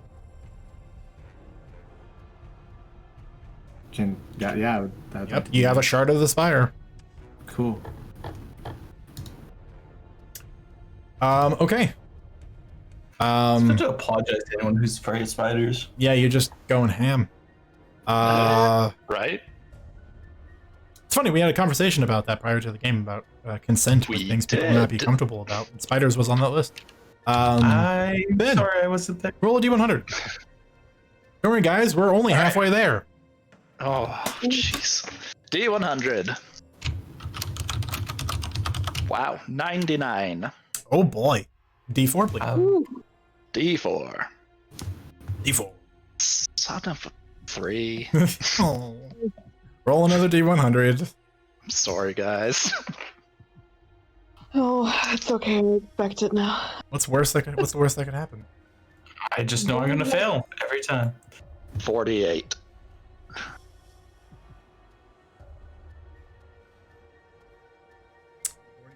Gotta scroll up. You guys didn't land in the 80s. I wasn't prepared for this. Well, it's half of the 80s. No. Okay. All right. This one. All right. This is gonna be a thing. Well, all of Group 3, I need you all to make charisma saves. What's What my is a charisma? bunny's charisma? 0? Well, so the good news is, at this point, because this isn't technically like rounds turn. Like this walk isn't taking you guys 30 seconds to get across. It's taking like about an hour. So when this one rolls around, you guys actually transform back to your humanoid forms. However, okay. Tajira and Snow, you guys still are showing features of the Fey influence. She's I gonna was imagine a admiring. 26 is a pass. Yes. Does that mean those two still get advantage? Against charms, yeah. Yeah, cool. I got a 14. Ooh. With 11. advantage. Oof. So I heard a 14. Yep. Okay. And 11. 11. Having a good time. Yeah. So, all right, this one's getting weird. Stick with me. Take your theater of the mind, and pretend like someone has cut out the electricity. As in the rear group, Martel, Handmaiden, both observe as Lithian, Tajira, and Snow are ripped into tiny, about dinner plate sized holes of shadow. And through those holes, you hear screeches of pain and agony. So, Tajira, Lithian, you are standing in a place that looks like a mimicry of the world you just left, except it is lightless and dark. And all around you, where these pillars are still, but very difficult to see, you see dark, shadowy figures running in between them. All varying creatures, shape, and size. And there is an undertone of this very unpleasant, screeching scream of the most pure agony you've ever heard before. Is this the place we were before, Tyrek? Or not Tyrek? I don't remember who it was. Killian. Bandry. Killian. Yes, it is Scat. Not that Lithian might know that, but this is in fact Scat. Well, she'd at least recognize the kind of. Yeah, it's similar. Yeah. It's not often you walk through a bunch of different shadow demiplanes. So yeah, fair. Martel is just immediately looking at the handmaiden, being like, "Is there anything you can do?" Let me check the handmaiden's toolbox real fast. I also have come to the realization that I have not separated my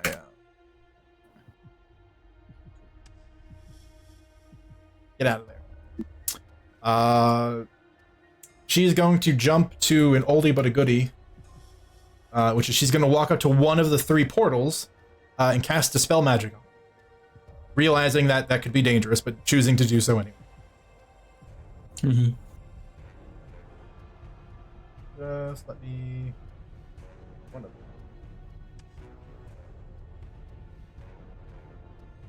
Okay, we're Do you good. think?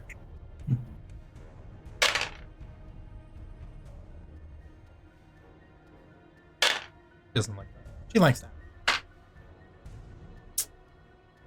that. She walks up to, well, I guess based off of formation, she would go to Tajira's portal, cast the spell, and see how well that goes for her in terms of repercussions. We'll kind of deal with them as they occur.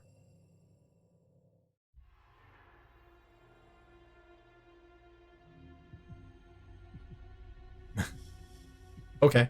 Tajira, as you're literally mid-sentence to both Lithian and Snow, who you can see nearby, if only faintly, you are suddenly ripped back into blinding white snow. As Martel, you see the portal is closed shut, and Tajira is spit back out. She's blinking and looking around.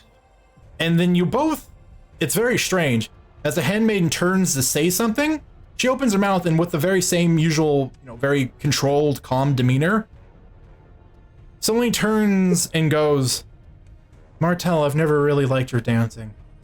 Tajira, you seem like a very hollow person as an individual. And then she slaps her hand over her mouth. I need you both to make wisdom save.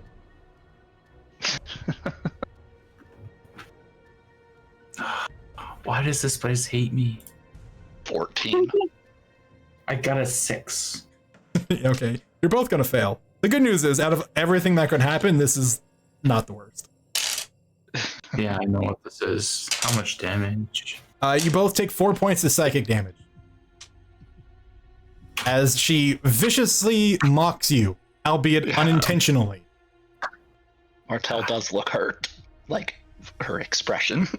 Not like in pain. Just, Yeah. Tajira kind of blinks and... The handmaiden's eyes are a lot more expressive. Like, oh no, what have I done? To, like, shake her head. Where are the others? Speaking of the others, Lithian, Snow, you are now feeling yourselves being closed in upon. You can hear the movements. There are multiple large, dark silhouettes that have these uncomfortable, bloodshot eyes that you see just glimpses of. And then the first claw rakes out towards you. And misses.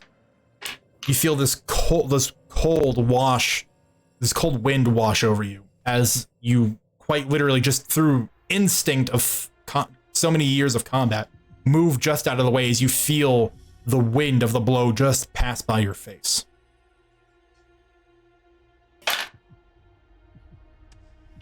You hear another similar effort from Snow not too far away as you both dodge attacks.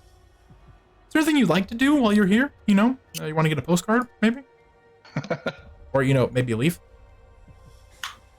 Things like that. Yeah, I'd like to, maybe grab a souvenir on the way out, just... Okay, well, there is a gift shop, but there is a detour. It's going to take you like another 5 minutes.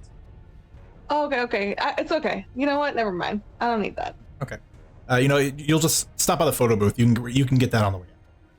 Sweet. Cool. All right, so joking aside... Is there anything they can do to try and get out? Yeah, that's the real question. You both can make perception checks.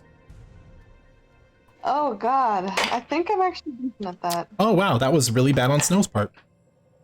Is it the kind of perception check that I can do with advantage? It is a looky perception check, so I think, no. No. Damn it. The good news is you can actually see in this plane of existence, so that's nice. Snow, on the other hand, is basically blind. Ooh.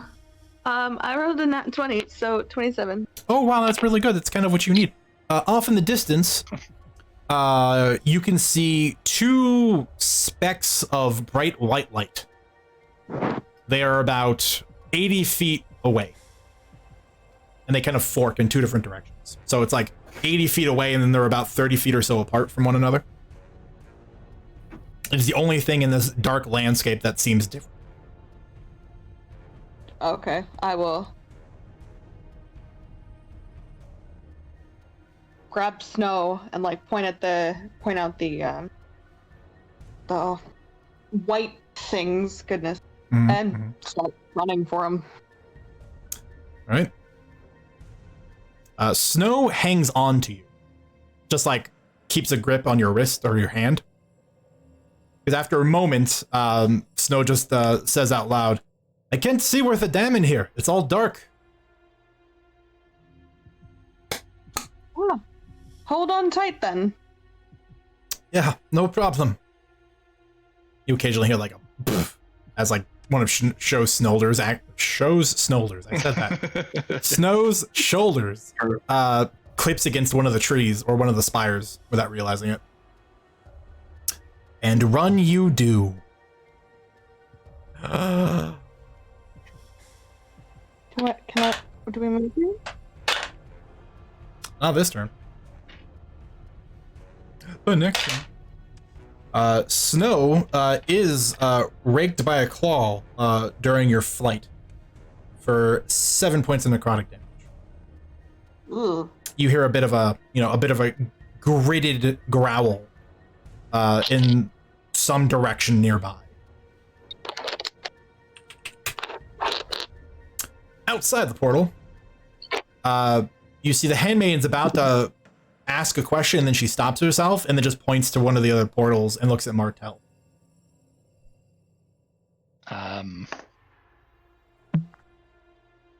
Do I know which one was which? Make a history check. Right. To see if you can I was just viciously mocked. It's true. It's true. Your head's a little spinning.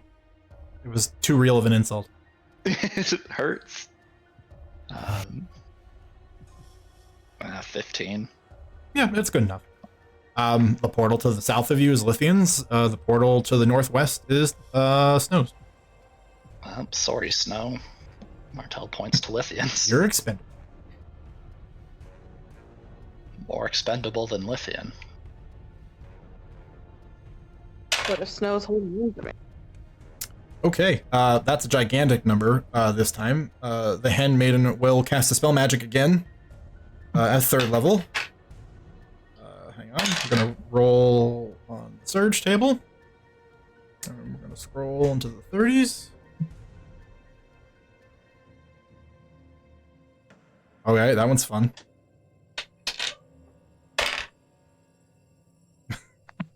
All right.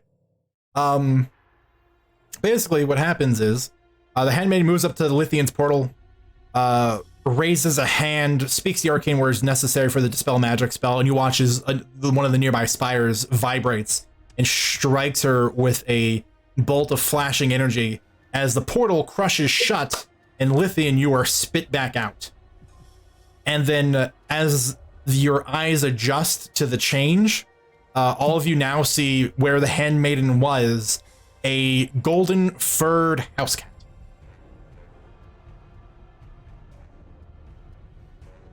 Oh, well, this isn't great. The cat immediately runs over to Martel. Since I was holding on to her, did Snow get pulled out with me? Make a strength saving throw. Oh, that I'm good at. Yep. No. Ooh, these dice are so good to me. That's a nat 20 for a 29. Wow. Nice. That's a huge number. In a lot of circumstances, it's difficult to successfully do this. Interdimensional travel is just worlds, just worlds apart and very difficult to control. But Lithian, mostly through pure spite, holds onto Snow so tightly that when Lithian is spit out, like threading a needle, Snow is just snaked through the closing of the portal. And they are both spat out.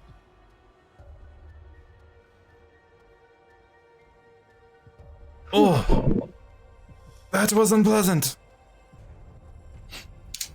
But I suggest we keep moving lest it happen again. Yeah. I mean, Martel really wants to pick up this cat handmaiden, but glue. Fair. Tizia sees you trying, she will actually pick her up.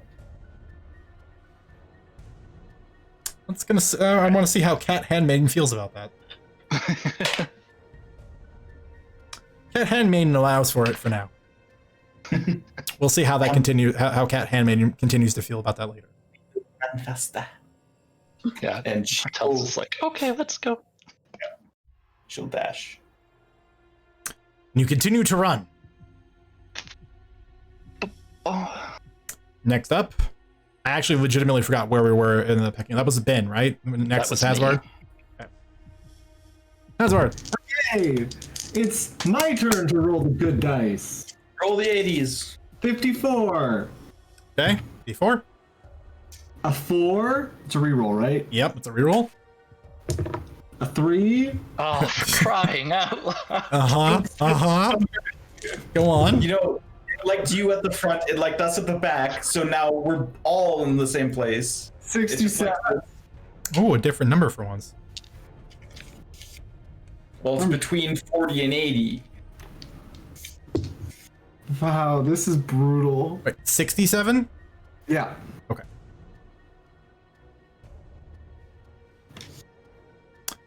All right.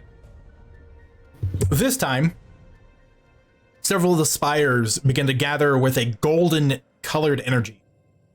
And then they begin to vibrate. Versus an explosion, they continue to vibrate until you begin to hear a hum in the air.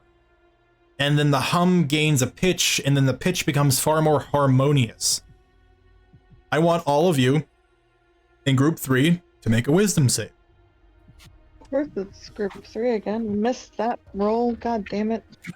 I got a 13. Oh, I got a modified 20. 17. Okay, Martel's the only one that succeeds. Yeah.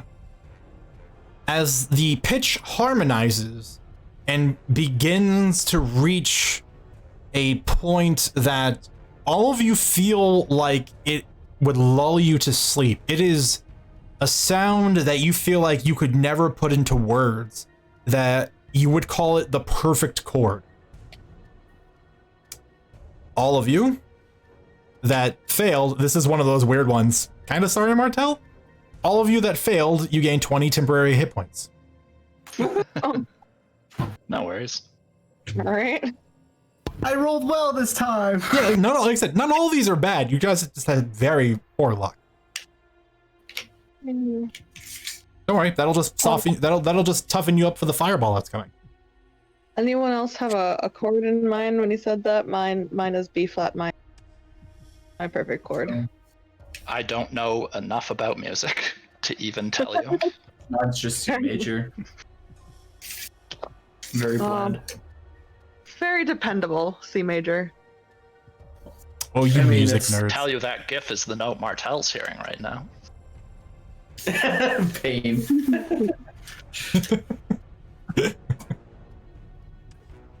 All right. For the record, when we get back through Lithian and Tajura, we're gonna take the bio break there. Okay. So Lithian, you know the drill. Yes. Which ones are gonna be nice to me? These are pretty dice. The drill has hit us before. Okay. Please select your victims. Oh, you know it's group 3, man. Oh boy. Crying out loud. Was that a roll or was that a prediction or? Oh no, that was the roll. You can't make this shit up. All right. Another D100 then. Come on, make it good. Suckers for pain. You're not gonna believe me. I rolled a 77 again. Cool. Wait, I feel like we haven't had a 77 before. We haven't, but I just rolled it the first time and then rolled the D4 and then rolled a 77 again. Ah. Twice in a row, basically. Ah, gotcha. Yes. All right. Man, this is another weird one. I have to kind of kajigger its effect a little so it makes a bit more sense. What happens? Man, this kind of sucks. But again, those temporary hit points, very well timed. All of you in group 3. This is an unfortunate one when there is no save. Oh, great. Your arms, all of your arms begin to fade away. Until, until you all have no arms. Except, I dropped the handmaiden. Very abruptly, you begin to feel excruciating pain radiating across your arms that you cannot see anymore. Awesome. Let's see. Martel looks at where her arms used to be and says, "How?" Again, those temporary hit points were relevant. You all take 22 points of necrotic damage. Ooh. So one point. Funnily enough, the handmaiden is returned to her original form. Was that before or after I lost my arm? Polymorph. It was after the fact.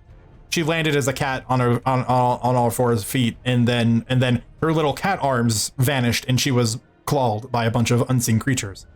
So here's an interesting. Sorry, the polymorph broke. Here's an interesting question: is it harder to run without arms? Yes. Mm-hmm. Yes. So yeah. Don't worry, your arms come back almost immediately. Oh, okay. They fade for about 10 seconds, where they are clawed repeatedly by unseen creatures, and then they fade back, and all of your respective arms, the clothing attached to them, and the flesh underneath are just very, very heavily damaged. So, did a bunch of unseen creatures come back stuck to Martel's arms? No, but the good news is there is no more adhesive on your hands. Oh, well, that is exciting. And also glad, very glad, a bunch of crazy creatures didn't come back attached to my arms. Maybe they're just their heads might have.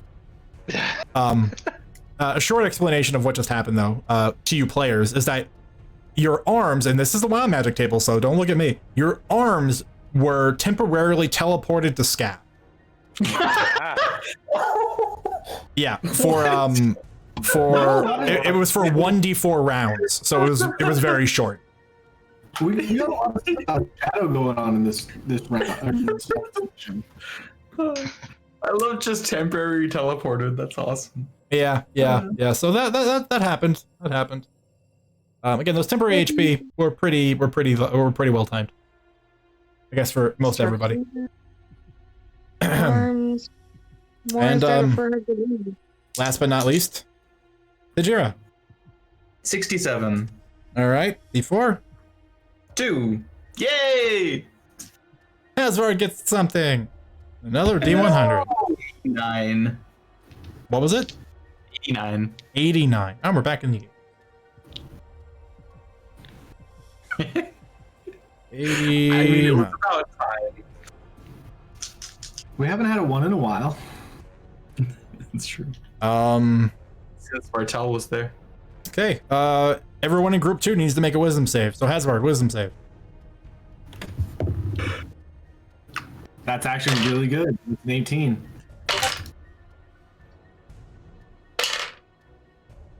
Yay for Yeah. 1 plus 17. Everyone but Lhasa and the Hammer failed. Which we've actually seen this effect already. As you watch the ripple sort of occur and wash over the Hammer and Hasvard, there is a moment where they all sort of begin looking at each other and they begin running really far apart. Are they women again? Like at least 60 feet apart from one another.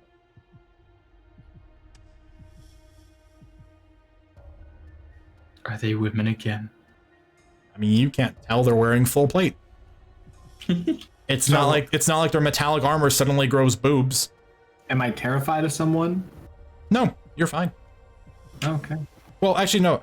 Touche. You're not fine. You're fine. But when you look at Nazor, now Gamir, or Fodder, you don't want to be near them. You don't really trust them as much as you did.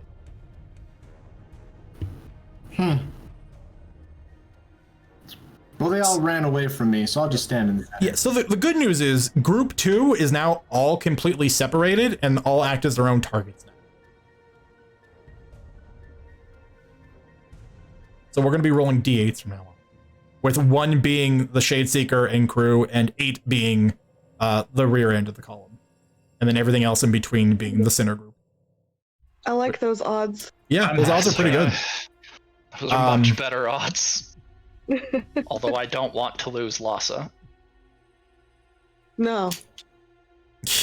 He gets sucked in the scab. Well, that being said, like I said, this is where we're going to take the aforementioned bio break. This will be a 10-minute one, so about 30, like about 40 past, give or take. We're going to kind of round in those 2 minutes. If you don't need the time, come back. If you do, take it. Okie dokie. We'll be right back, and we'll finish up this Wild Magic shenanigans, because we have about another 6 of these to do. 6 of them? Yep, that's what I said. It hasn't been fatal yet, so No, yeah, it's actually like it's been a little awkward, but it hasn't been super dangerous yet. So you guys have actually been getting off pretty easy. Let me say that's why I'm nervous. I'm nervous because we've had no actually like truly detrimental, except for when they got thrown into scaff and got their arms hit. Nothing like too bad. It's mainly being transform into this, lose your hair. Speak for yourself. Losing Martel's hair would be I was gonna say this more is like devastating than you can imagine. Yeah. She would actually Lithian would rather lose her arms than her hair, I would say. Wow. That's saying something for a barbarian. Yeah. And about to say for a pit fighter, that is saying something. But then again, she's also Lycan, she might be able to regrow the arms, but also magic could probably just regrow the hair. But that's a conversation for another time. I just watched an episode of The Simpsons when he gets his arms stuck in vending machines. He's like, oh, this is never easy, Homer, but I'm gonna have to cut off your arms. He's like, they'll grow back, right? He's like, yeah. I'm gonna go to the bathroom. Alright, go ahead. Oh, yeah, no, I was not trying to say anything loud enough. I didn't know that was coming through at all. No, I just kind of sort of heard you, and I was like, sometimes you're quiet, and I'm not sure if you're... No, when I know, so I use my phone for Discord because the mic and the speakers on my Chromebook suck. Right. So I'm intentional with speaking loudly when I am intending to speak into mic. Sometimes apparently it picks stuff and it makes it sound like I'm saying other things. I'm not. Yeah. I was just crying over her hair. Yeah. Literally today. Martel understood. Oh, I know. literally today, I'm commissioning a character art for Lithian. Oh yeah. And then I was just describing her beautiful hair. Oh no. I'm going to change it and be like, actually, can you make her bald? You shouldn't have to change it. I'm not going to. But yeah, that would be devastating.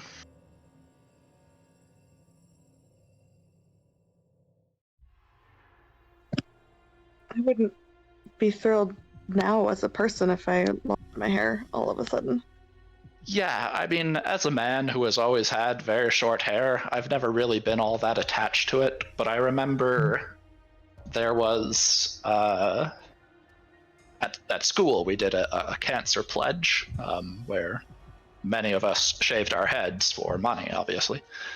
And despite it being a voluntary thing that several of the girls volunteered for, most of them cried when they got their heads shaved. It's not an easy thing. No, I mean, so I have had half of my head shaved for the last 8 years. Mm-hmm. So I'm halfway there. And then many times I've thought about, I could just get rid of all of it and not have to worry about any of it. I could just be gone. Yeah. But I would like that to be a choice. Yeah. I definitely understand what you guys like are saying, considering like I cut off like 90% of my hair about like 6 months ago or 8 months ago before COVID. Oh my gosh, it's longer than that now.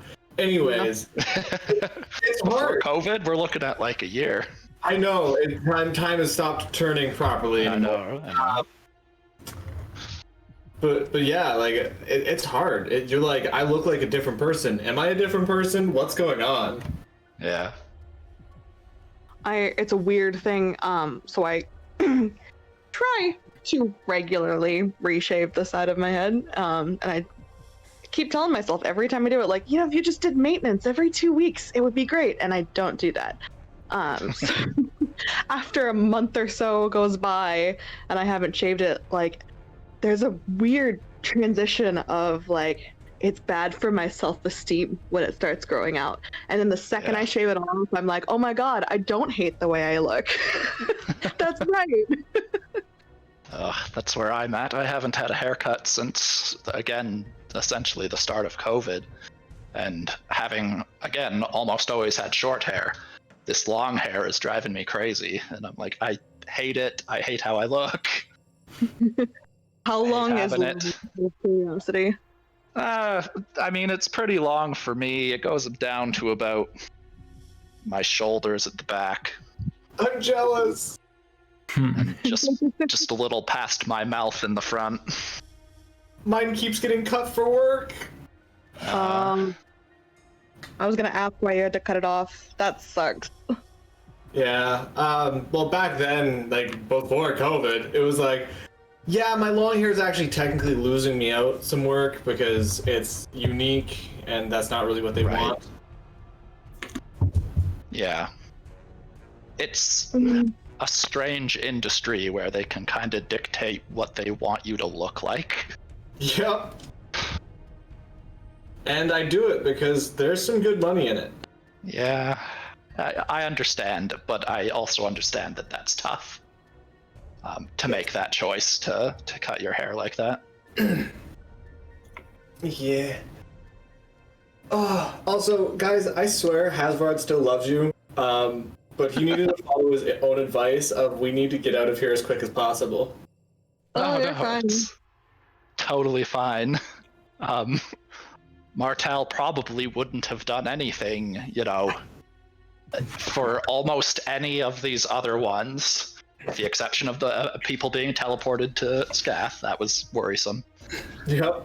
But outside of that one, Martel probably wouldn't have stopped. Same as Hasvard. Like, we got to get out of here. Best thing we can do was get out of here. Yeah. Lithian losing her hair was a big deal to Martel. You are an extremely feminine and fashionable person. Like, that's an actual crisis. Yep. Yeah. Because I don't know that there's anything much else that Lithian would have stopped for either. Yeah. Well. And then we had the moment of, how does it look? And Martel's just like,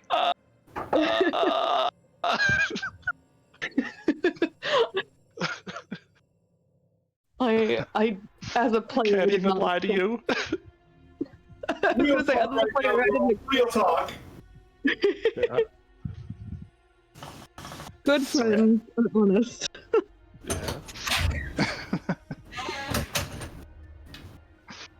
Hello. Hello. I've made snacks for the last leg. Oh, you have popcorn watching us suffer. Got it. I'm also making snacks. My snacks are apparently taking longer. Thank you for making us watch you eat popcorn. I appreciate it. You're welcome. I'm enjoying it. I bought these, they're like I think they're like an Indian treat. Because I've been trying, like I go and Are they I like to Pecora? try new things. No, it's called this is so bad. I'm gonna butcher this terribly. I I'm sure Kara apologize can to correct you. anyone who ever watches this that knows anything about Indian and speaking, but it's Agrataj Petha. If you put that in the chat, I might be able to pronounce that correctly. Yeah, I mean, I'll do it in a moment. Sorry, are we past time, CJ? Do I need to come back? No. Oh, okay. We have 3 minutes. All right, yeah, I'm just wrapping up my sandwich making here. Anyways, yeah, I got them because I like to try like new exotic foods, but I can't cook. I'm so bad at cooking, it's terrible. So it usually has to be pre-made stuff. So I got this dessert treat thing. I honestly think they would be less sweet if they were just sugar cubes. They are unimaginably sweet. I can't even believe it every time I eat one. And I've never been a subscriber to sweet things are addictive because I'm like, one, sugar is something the body actually needs to live. And two, it tastes really good. It's not like I'm like, oh, I'm craving sugar, got the shakes. You know, you're just like, oh, I kind of want to taste something sweet. Right. But these things, I get like the shakes for. It's bad. They are too sweet. Like, what are they? And I was like, I should share some with my nieces and nephews. And when I had one, I was like, no, I can't do that. I mean, as near as I can tell, CJ, there's some form of crack. Are they white? They are. Delivered that was so serious, like such seriousness. Like it was like there was like a genuine answer. It's here. The description is ash gourd swathed in sugar. And That's if you still, look at the, that just gives me more questions. Per 50 grams of this ash gourd swathed in sugar, there's 40 grams of sugar. But again, I think if they made it 100% sugar, it would be less sweet. To comment on Kayla's Discord message there. Yeah, apparently India does sweets and they do spice, and they do them both to the extreme. Yeah. So Powerpuff Girls back, by the way. India. And that is the spelling of it. So yeah, with your description, I googled it. It's just called Petha. Yeah. Is the I found it. Petha is the actual name of the so the Agratage is just a brand. Oh, I gotcha. Yeah. After I got the ash gourd swathed in sugar, I googled that and it pulled up Petha. Yeah. Yep. Same. Yeah, Petha. I will have to try what it says on the box. Yeah, well, I'm infinitely curious now. Well, it looks very unassuming. It does. Like, it's just kind of a square of white.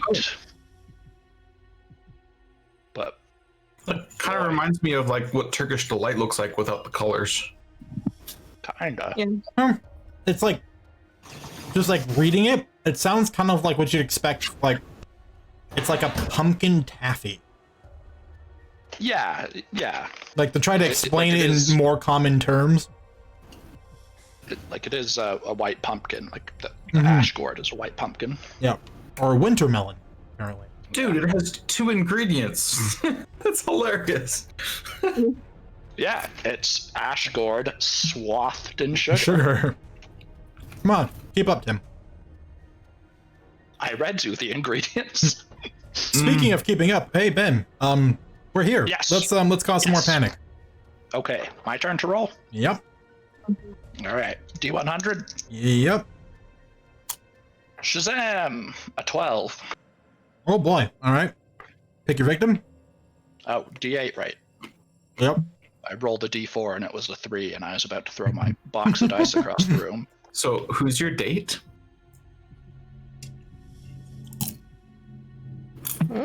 Beg your pardon, Tim? D8. Date. You're right. It's targeting that group was 3. a stretch. 5 Okay. was the D8 roll. Another D100. Please. Is that fun Shazam. password? Yeah.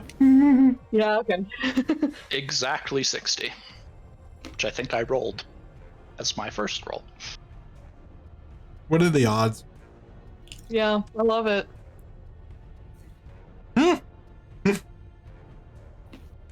Hasward, please make a Constitution save.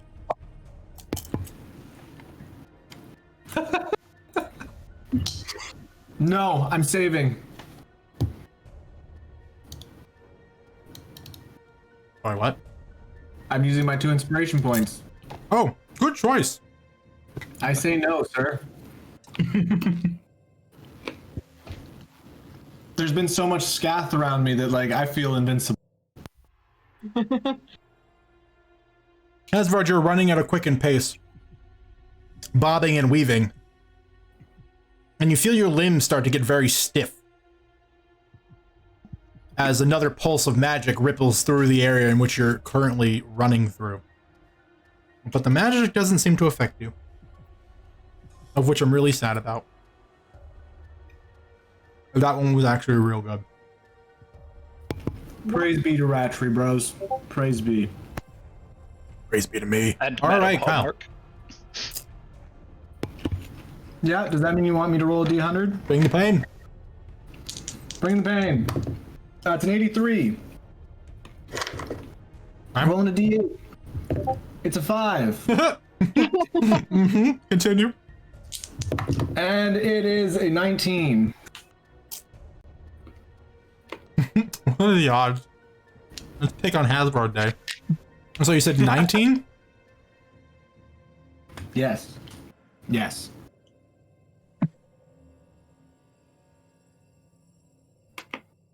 I have to alter this one a little, doesn't?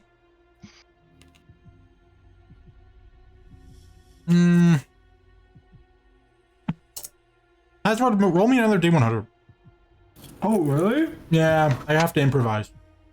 What was it? An effect that doesn't really work, so I'm retooling it a little. 95. Okay, thank you. I just gotta load up a webpage real fast. I have to go to a spell list or everyone's wondering. I literally just invoked my god's name and I'm gonna get punched in the face. Okay, that's fun.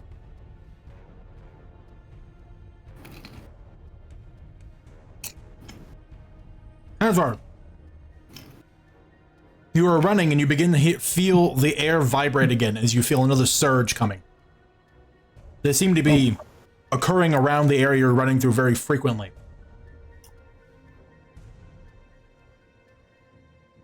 I want you to make a dexterity saving throw. I can do these. Yeah, you're really good at these.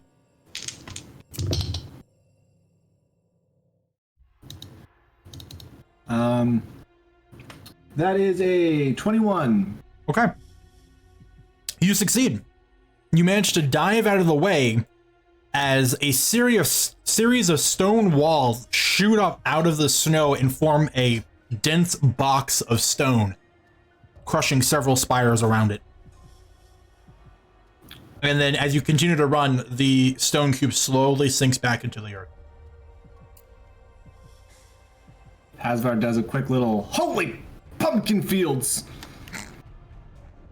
And keeps going. On brand, I like it. What about pumpkin fields? Love that you swear on pumpkins. Right? That's weird considering he worships a god. Yeah. What? And it's not one of agriculture. Yeah, I'm not gonna take her name in vain. Come on. Yeah, but you could swear about something else. You're literally running in a wolf pack. with her adversary right now. You could just swear on them. That's valid. Anyway, hey, Lithian, let's see if we can ruin Hasbrod's day further. Okay. First roll is a 99. Oh boy! All right, roll D8. This one. Who's got 99 problems? Oh boy, I can't. It's an 8. Oh, Come on! Oh no, 100. This popcorn was perfect. I love it. I rolled a 4. That's what I rolled. I gotta scroll for this one. Okay. There is another surge of wild magic energy that occurs near the back of the group. All of the pillars turn dark and purple and begin crackling with necrotic energy. And they send out a dark rippling pulse. And I need all of you in group 3 to make a constitution save. You guys and necrotic energy back there. Love it. Eat it up. What kind of save was this? Con. 18. thank goodness. It's the first time I got a 21. 11.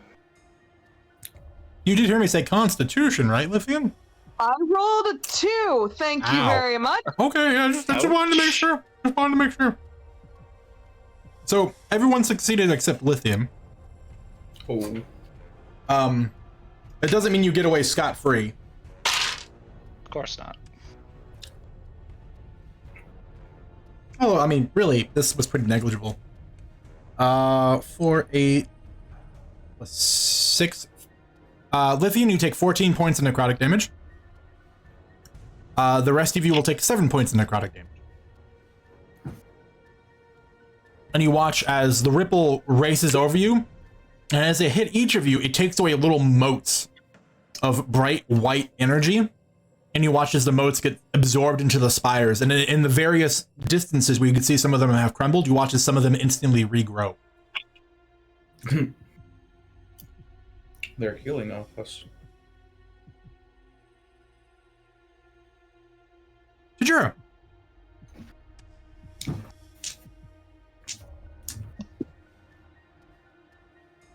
Please don't hate me. Please don't hate me. Mm-hmm. I got a 1. Mm-hmm. Roll a d8. Let's see whose day you're gonna ruin. Probably mine, out of goodwill or lack of. Sorry, I didn't have my DA out. Here we go. I mean, it's a random table. Honestly, it's not that terrible. I got an 8. No! Him? How? Why do you think I'm coughing? I've been saying coughing of the curse you just set off that we put upon you for rolling a fucking 8. All right, roll 2 d100s, please. Oh. 50 flat. Mm-hmm. 45. I mean, roll ones. That's what we have them with us for.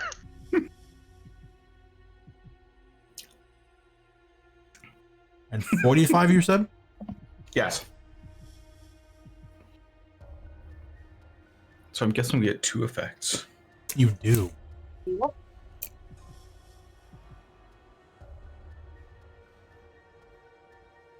Okay. I want all of you to roll a d6.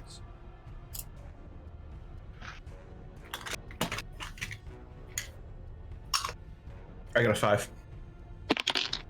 1. 1. 7. Ouch. Alright, you hate to see it. Between Snow and the Handmaiden, there was a 4 and a 5. Out of the group of you, which is really unfortunate because this is actually just picking on 3 of them,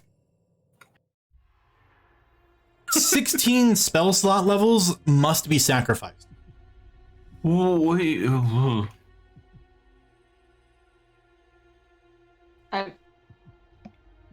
How many do you guys have? None. 0. Okay, 1, 2. Okay, that's just all my spell slots. Well, Can no. I contribute tempos? Tempo points? At 1 per spell level. Okay. And Snow and the Handmaiden are both spellcasters. Yes, I'm aware, but Oh, okay. No, I'm saying for Tim's sake. Thank for you. Tim's sake. I'm the only one of The Handmaiden will contribute 6. Yeah. Snow will contribute 3. So there's 7 left. Okay. Martel can do 3. No, I guess I'll do 4. Unless 2. Yeah. And they can be any level of spot slots. They just have to equal the value. So it could be 4 first level, it could be 1 fourth level, it could be 1 third level and 1 first level, etc. Can I use sorcery points? No. Okay. You can use them to refill the subsequent slots you end up spending. Yeah. And more or less equate to the same. You just got to remember to do the conversion later. Okay. I have removed 4. Okay. And for the second effect, as the spires vibrate and ripple outward, and they pull from multiple forms of you, a string of glittering pearlescent energy that they absorb into themselves. And then you watch as the same rainbow pearlescence spreads amongst them all. And then it was a 50? Yep. Yes. All right. I need everyone to make a Constitution save. Please. I had 17. 16. 26. So Lithian is the only one that succeeds. Finally. Funny enough, this was another one of the good ones, though. Oh, okay. Of course For it the, was. for the next minute, everyone but Lithian is under the effect of the haste spell. Woohoo!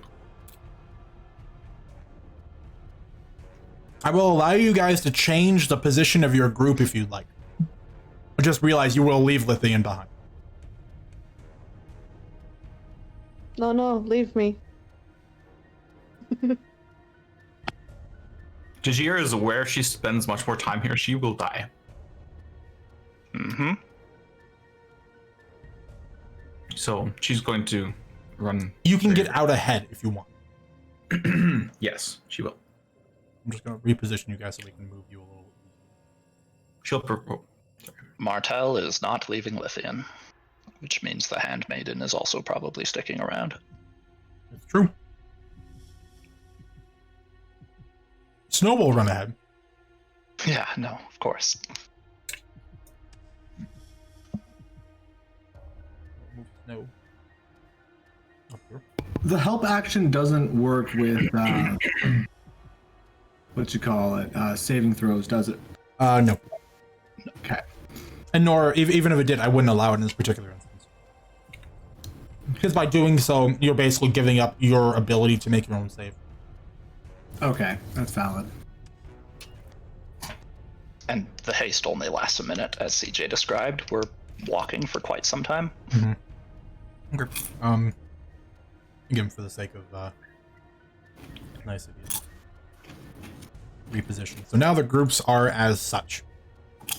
Group 1 with Red and Tajira. Group 2 with the Shadeseeker and Acolytes. I saw 2 of the party members.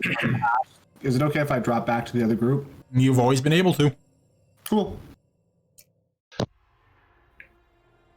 Numbers, what is it? 3, 4, 5, 6, 7 are the hammer, and then 8 is group 3, which has Hasvard awkwardly sitting on Lithian's face apparently. Sorry.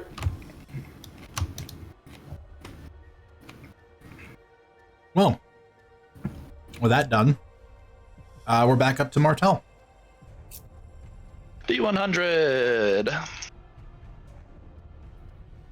Let's get you guys out of here. A 9. 9. D8 is a 6. Now, Oops. That was not an intentional roll. It was a drop. A 100. you would. I would. We all know what this one is. Only logically follows. Nothing observable happens as another ripple occurs. Of course, it doesn't happen to us. That's not one that lands on us. Be happy. Don't worry, something happened. If you want to continue messing with Lithian's identity, we absolutely could. Oh, that's great. That's what that one is. Yeah.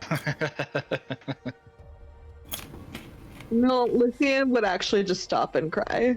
You literally just can't tell because of, again, full plate armor. Yeah. All right. Hasward. Let's keep this gravy train rolling.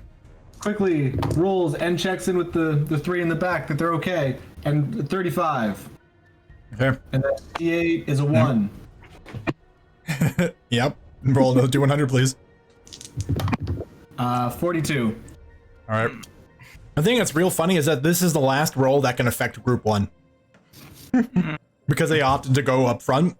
They're going to get out sooner than everyone else, and this is the last opportunity for them to be targeted, and it was them. It's a blue shell. It is. It is a blue shell. Womp, womp, womp, womp. Okay. All right. This one's pretty harmless. The pillars vibrate and ripple outwards and wash over Tajira in snow, and you both can just look at each other as you're finally slowing down, and your eyes begin to glow like a lantern. Tajira's used to this. Okay. Next up, Lithian. With Tajira and Snow making it safely out of the wild magic field. The spire's end.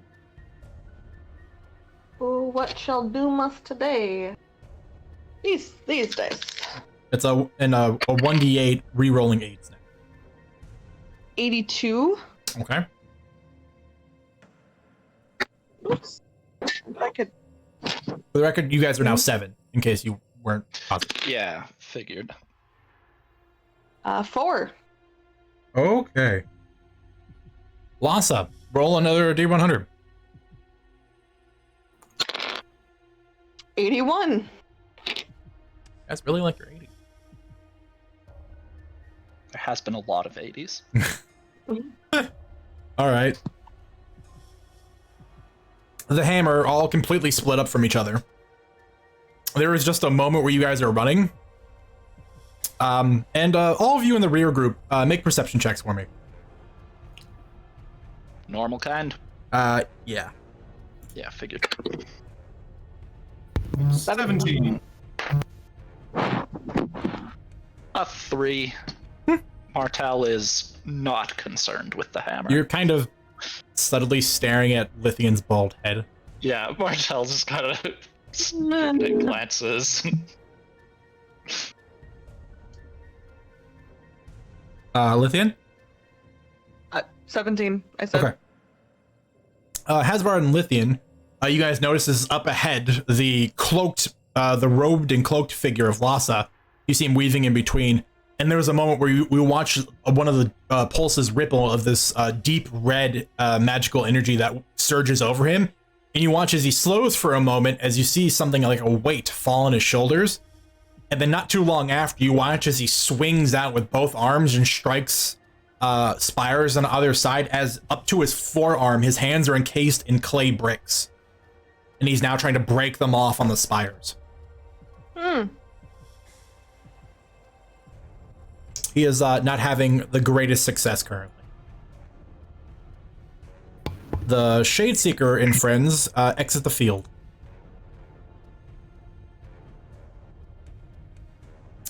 Last but not least, Tajira.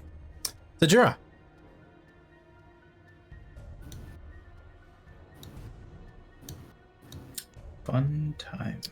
A D100 and then a D6 follow-up. 17 and 4. Okay. This is now again. And another D100. And that's 3. Oh. Okay. Another wave and ripple, and no tangible effect. But now is having a rough day, and you all don't know it yet.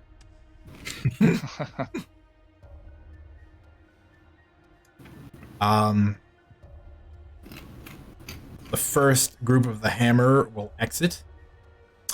And for this, for the stragglers, I'm just going to do these now. Okay.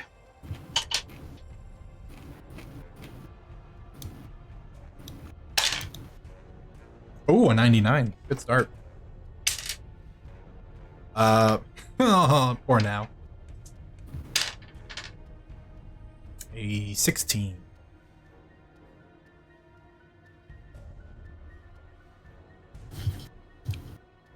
All right, that's interesting. And now can't catch a break.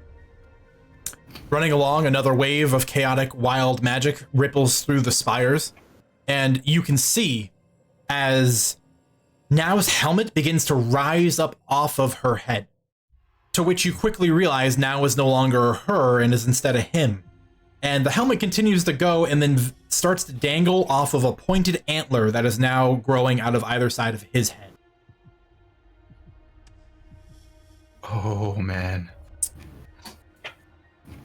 Wild magic is real pain. I don't even want to hear it now. Don't even want to hear it. What do you mean? But they managed to successfully get out of the field, Now and Gamir, leaving just the tail of the group to bring you guys up. 31.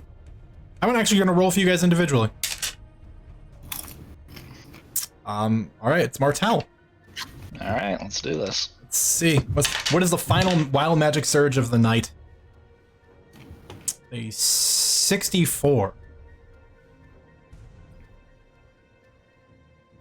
Scrolling, looking for numbers.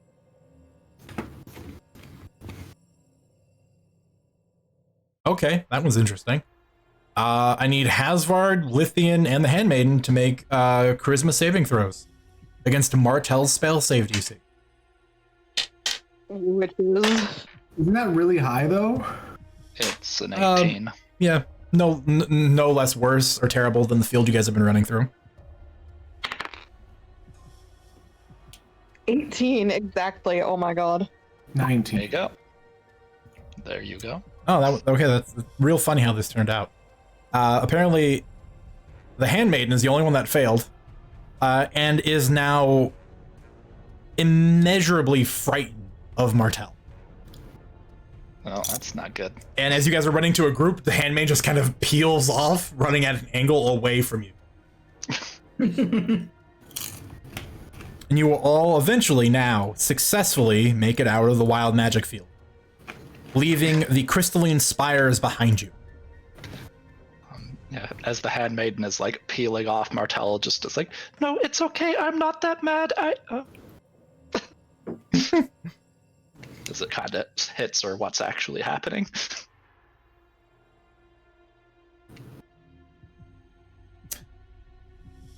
There was a long moment as everyone begins to collect themselves, sort of sorting through the damage. You'll watch as all the acolytes of the Shade Seeker, between being giant spiders and invisible-headed horsemen, basically. The Shade Seeker now, with the same dismissive gesture, is now sort of like waving like a painter on a canvas at each of them, and they're kind of all suddenly shape-shifting back to their original forms. And they do so with grunts of pain. Blasa kind of, does a once-over. The rest of the hammer is more or less okay with the results of most of this. Except for Now, who apparently has a slew of problems. And will, after a safe distance away and their armor kind of reignites with their runes to know that the magic is stable once more, will cast a greater restoration onto Now. The antlers will shed. You will watch as their physical form turns back into their original gender. And then there's eventually kind of like an ear cleaning moment where Now is checking her hearing. And everything seems to be fine. There is only a little bit of time that it takes before the handmaiden eventually comes back, about a minute or so later, where she approaches you, Martel, with her eyes downcast. And then she goes to apologize. You could literally see the body language, but then she stops herself from speaking, uncertain if she should open her mouth or whether or not the wild magic is still affecting her. Seeing her hesitation, Martel will just give her a hug and say, "It's okay. It wasn't you. It wasn't your fault."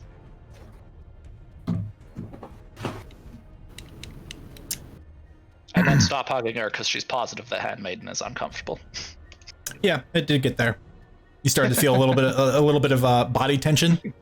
Yeah, like the gradual stiffening of a board. It's just like, please let me go. Yeah.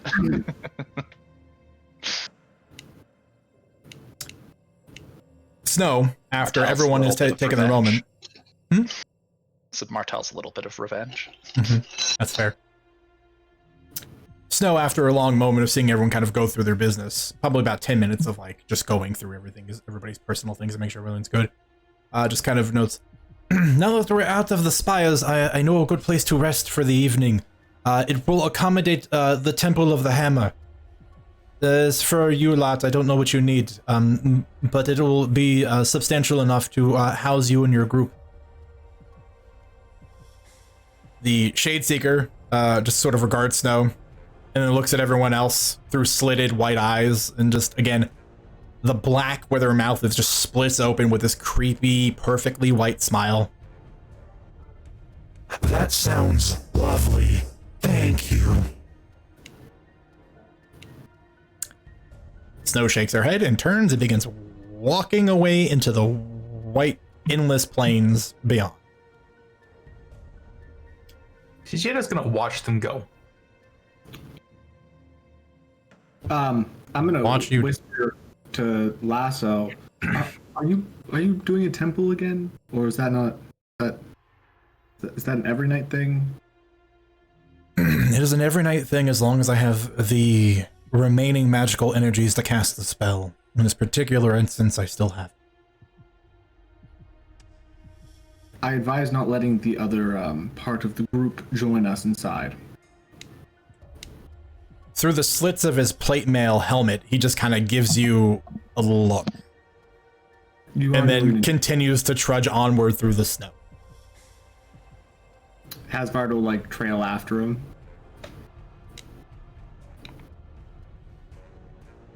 And then another 2 hours. You guys will travel for about another 2 hours, hiking through what is just mostly flat landscape. There is almost nothing you can see with any particular distance, north, south, or east or south after a while, the spires vanishing into a white haze.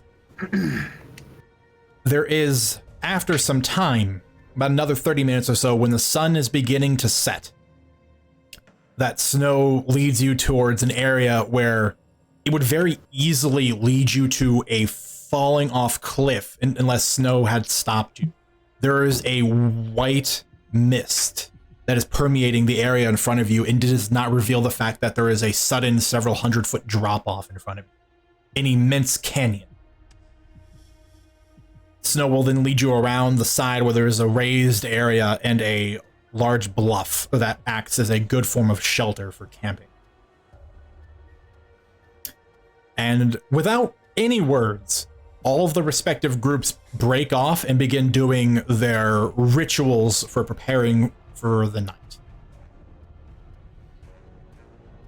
Lhasa drawing the outline of his temple, and the Shadeseekers, the Shadeseeker and his acolytes, who begin performing another round circle ritual that begins generating a large orb of shadow. Both of them take about an hour to arrange. Is there anything in that time anyone would like to do?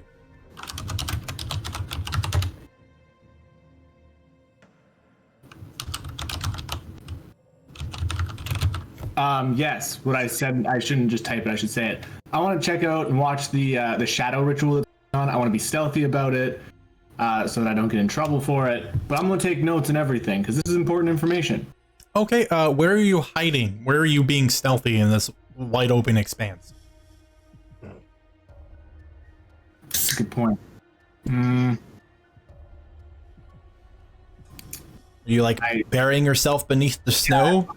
In the snow kind of thing, make myself into a snowman. Yeah, a little goblin snowman. Yeah, a snow goblin, if you will. A snoblin. Everybody saw no. Martel's work on the Lithian snowman. She could do similar for Asvard there. But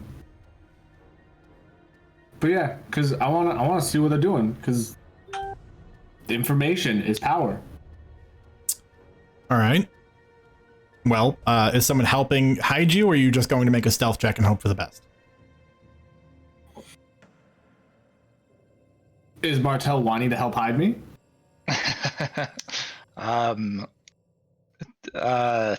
I mean, if you were like, "Hey, Martel, can you help hide me?" She would absolutely help hide you. No, I'd be like, Martel, I'm gonna go watch the shadow ritual. I don't think they want me there, but I'm gonna do it anyways, stealthily, and then walk away. And if you come with me, you come with me. Oh yeah. Well, in that case, Martel would be like, "Oh yes, that would be very interesting," and she'll actually just like walk right up to the Shadeseeker, who is not doing anything. Yeah, and she'll say, "Do you mind if I watch? This is very interesting." No, of course. Join us, please. Observe in the rituals of the Dark One.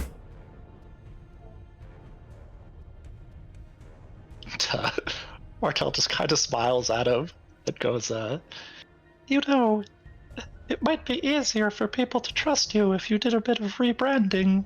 The Dark One is very ominous." Yes, I realize that, but have you tried speaking to another worldly being that could erase your existence at a whim? They don't tend to like listening to the peons that work for them. I'm lucky I still exist. I'm very chatty. Yeah, Martel giggles and says, "Oh, yes, I, had a few encounters with such beings. Best to tread careful." I agree. I've spoken to Poor on numerous occasions. We appear very menacing, and the methods we employ aren't always the most polite either. I feel like Pora doesn't want to misrepresent themselves by trying to appear, warm and cuddly. Martel just nods and says, "Yes, well, I think I'm living proof that warm and cuddly can still house very bad things."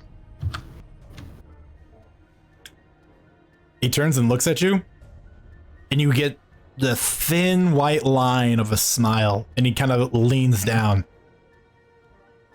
Oh, do tell me more.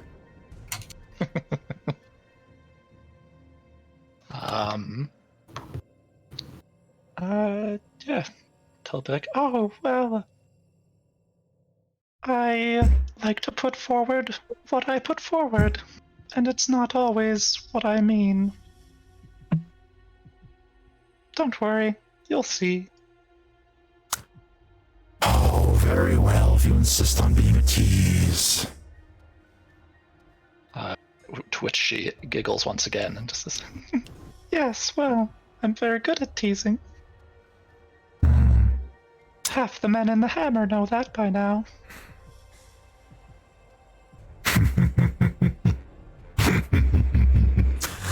I bet they do.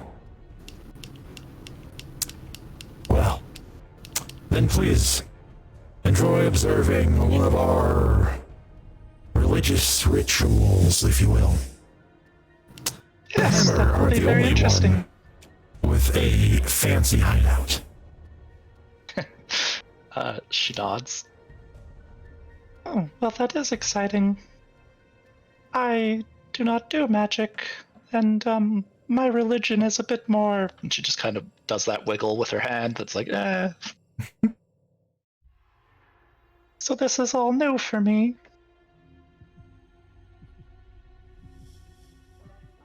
Well, then hopefully you learn something. Perhaps broaden your horizons a little. She nods. I'm sure I will. And yeah, she'll watch and continue, chatting. Mm-hmm. But not like super important stuff. The observable difference between the processes between the two is that the 7 acolytes that have been participating in the ritual, the orb starts very small. There is rhythmic chanting. Their hands are held aloft, and they seem to be shaping an invisible, just imagine if they were shaping an invisible ball of clay, is what it looks like. And then over the period of about 10 minutes time, the orb, which started out the size of a penny, grows to be about 20 feet in diameter. Quite big. And then you watch as there is a visible break in the tension of the air, and they are very clearly finished with the spell. And then all the acolytes form a line to one side, and the Shadeseeker and the young girl that he's with walk up to the edge of the sphere, and then he turns and looks at you, Martel. Would you like to join us and come out of the cold? Or would you rather prefer to wait for the Hammer to finish constructing their temple in another hour? I'd love to see what's inside. Very good. I would offer a hand, but I understand that we've not quite reached that level in our relationship yet.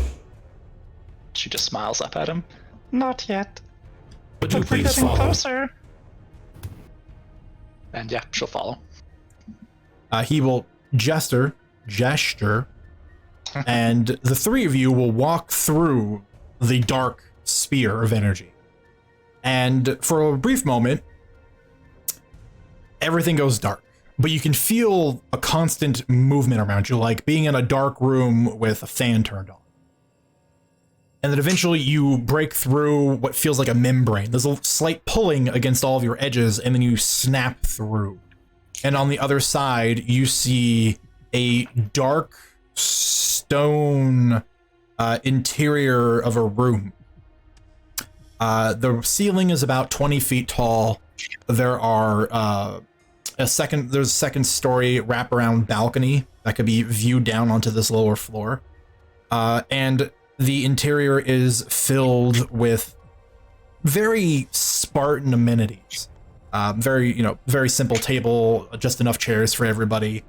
There is a hearth on the one side, on the one side that is not lit.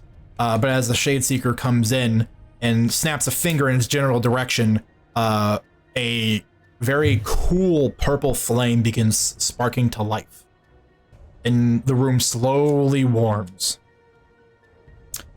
And the young woman just turns very abruptly and just wanders off to one of the 4 sets of stairs that ascend to a second floor.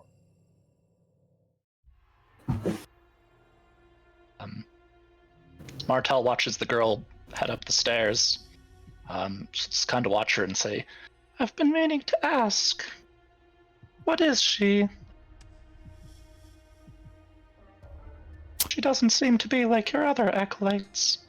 I know you said you're flesh and blood representative, but She is not like my other acolytes. She is not an acolyte at all. She is, well, a living embodiment, an expression of Pora.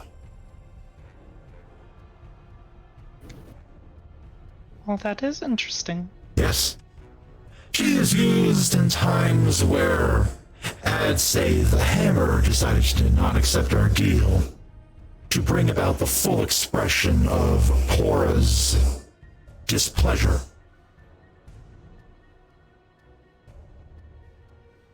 Yeah, Martel just kind of nods. I see. So, she's kind of like a key of sorts? Perhaps more like a vessel. And a basin, if you will, which Pora's energy has been poured into and resides therein.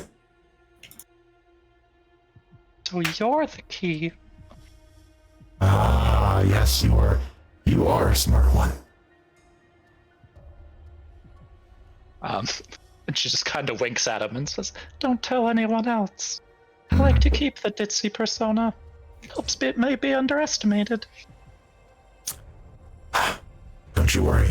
Secret's safe with me. And he winks She back. just nods. Yeah. Yeah, she smiles and nods. Yes, well, I mean, I won't lie to you. I don't see much point in it, but different time and place, different life. I could see myself being one of you. Well, the benefits are quite good. And the access to the information that we have is immeasurable. Societies and kingdoms long past that many have forgotten about, lost and captured title bearers and all their dark, dirty secrets. The eras between all of the great wars that they've wiped away from history. The many great secrets that the world has been made to forget because the winners get to rewrite history as they see fit. Ah, so many wonderful things.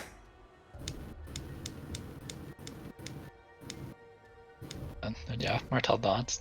Yes. Well, it is tempting, but,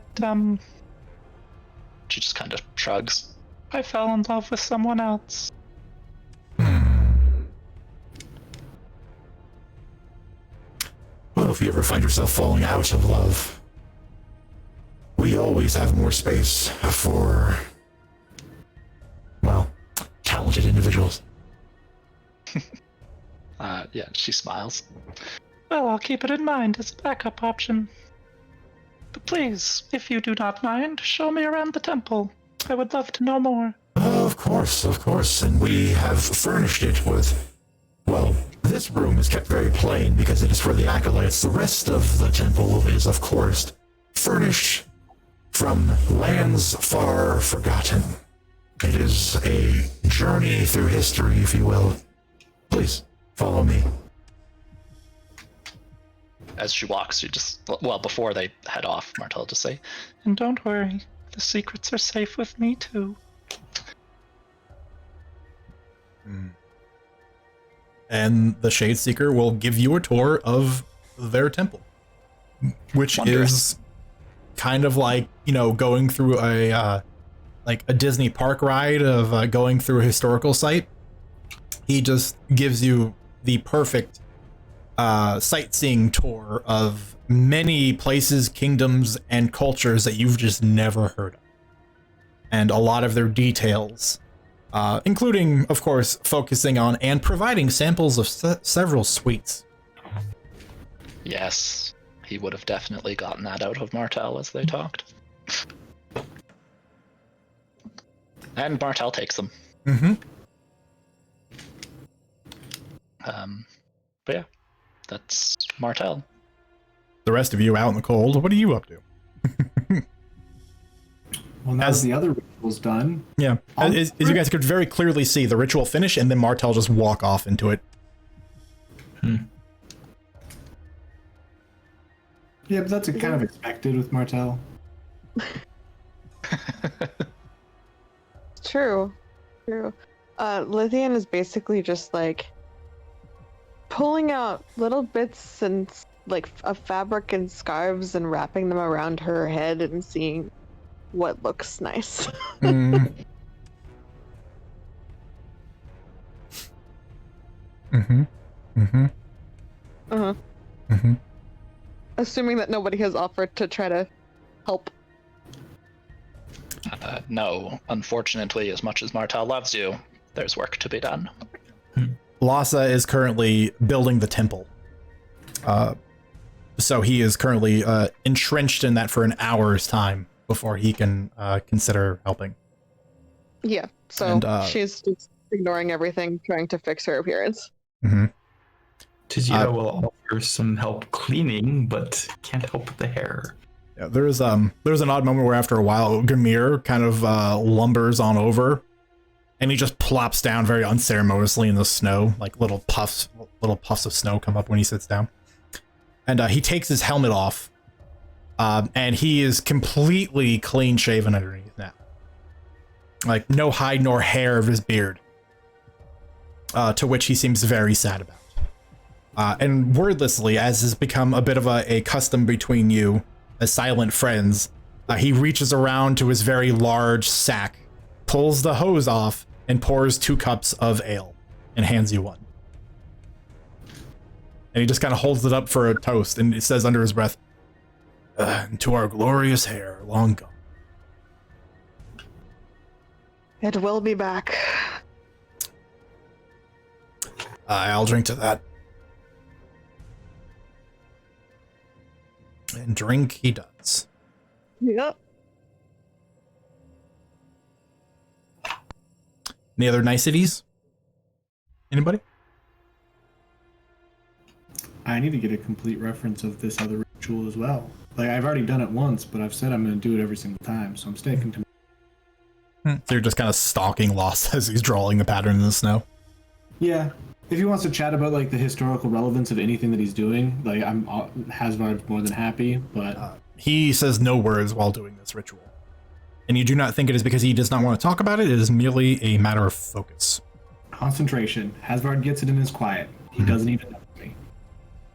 Yeah, because the whole time when you get close enough, he's muttering and he's speaking an incantation for the spell. But about 45 minutes in the snow as the sun finally sets. And growing up out of the outline in shining metal and blue stone is the temple to the Allhammer. To which Lhasa pushes either of the large 20-foot doors open into the grand hall and welcomes you all in.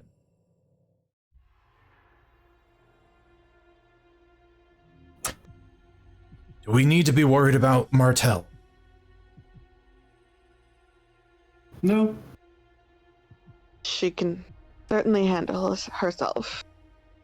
And if they were planning to do anything, it would have been about... Oh, I'm not even there. Sorry. I'll stop. Where are you? Watching Lasso. You're inside his temple now. He finished it. Oh, sorry. It would have been about like 2 hours ago. Once we like immediately got out of the area of wild magic, and we were much worse for wear than them. For now, we can trust. Tomorrow, that could be a different story depending on how we go about the day. Well, at the very least, sleep comfortably tonight knowing that they cannot harm us while we're within the walls of the temple. No amount of devious magic can penetrate the walls.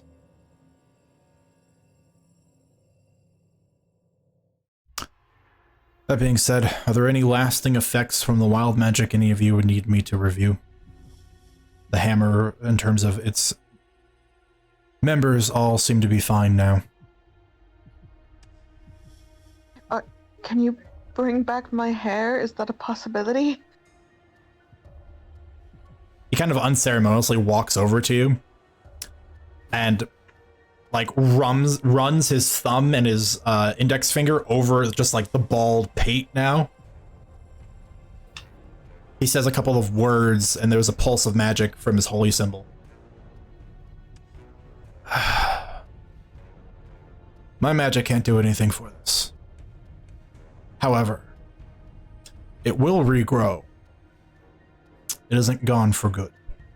There is a magical aura still lingering. I believe in a time, much like in the magical nature in which it all left, it will likewise return in a similar flurry. Be patient. Same goes for you, Gamir. Stop pouting. He's already over there eating like a half a turkey. I'm not pouting. Just hungry. Well, thanks for trying.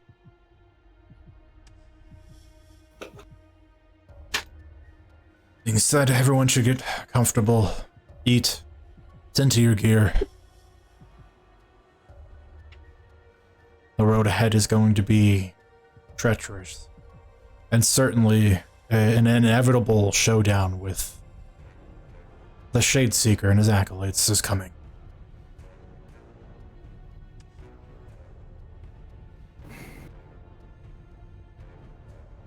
You've said you've fought them in the past. Tonight, if there's any chance you could tell me of those fights so that we have some bearing of what we'll be getting into.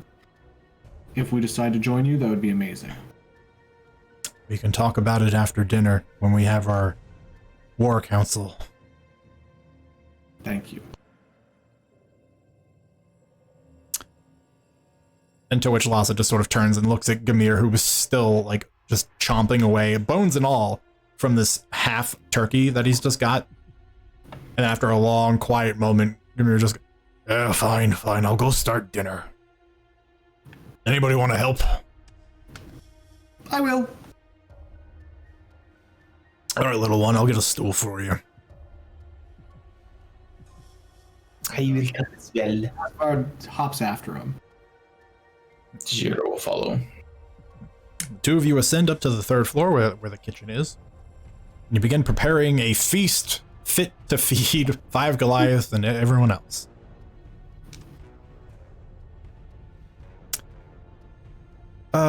Anyone else have anything you want to do before we close out the session? I mean, Now's your Martel chance. would like to leave and go to the Goliath temple. Are you sure? All right. How long is Martel going to spend inside the Shade Refuge? Until the tour is done. Okay. It takes the better part of about 40 minutes. Okay. Then she'll say, Well, this was fascinating. Please, I do not mean any offense, but still building trust. I'm gonna go sleep in the other temple. Don't worry, I don't trust them either. As you shouldn't. But I also do not blame you. Go, rest. We have a dangerous road ahead of us. Perilous. I will see you tomorrow. Yes. When the sun is still low. Yep, then she'll head out. Martel, you emerge from the shadowy sphere, and waiting for you on the other side is the handmaiden.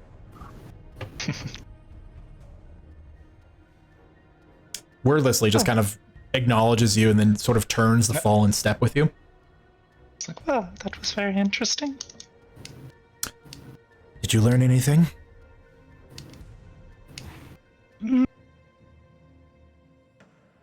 Wouldn't say anything particularly useful yet.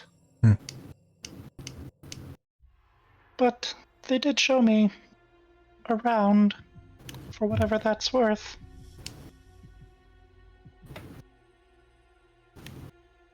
Well, continue to build your rapport.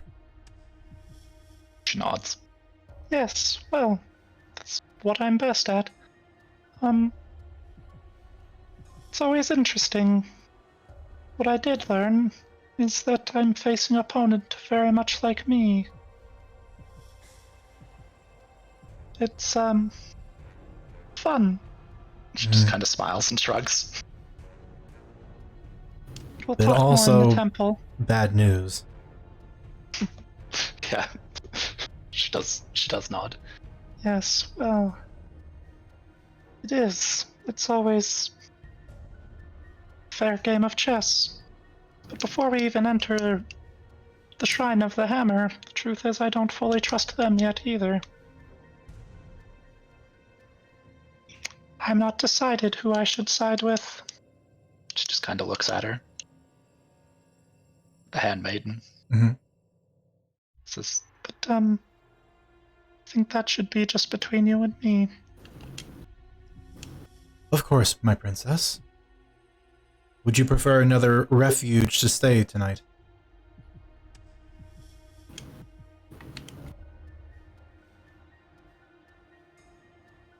she just kind of looks at the handmaiden.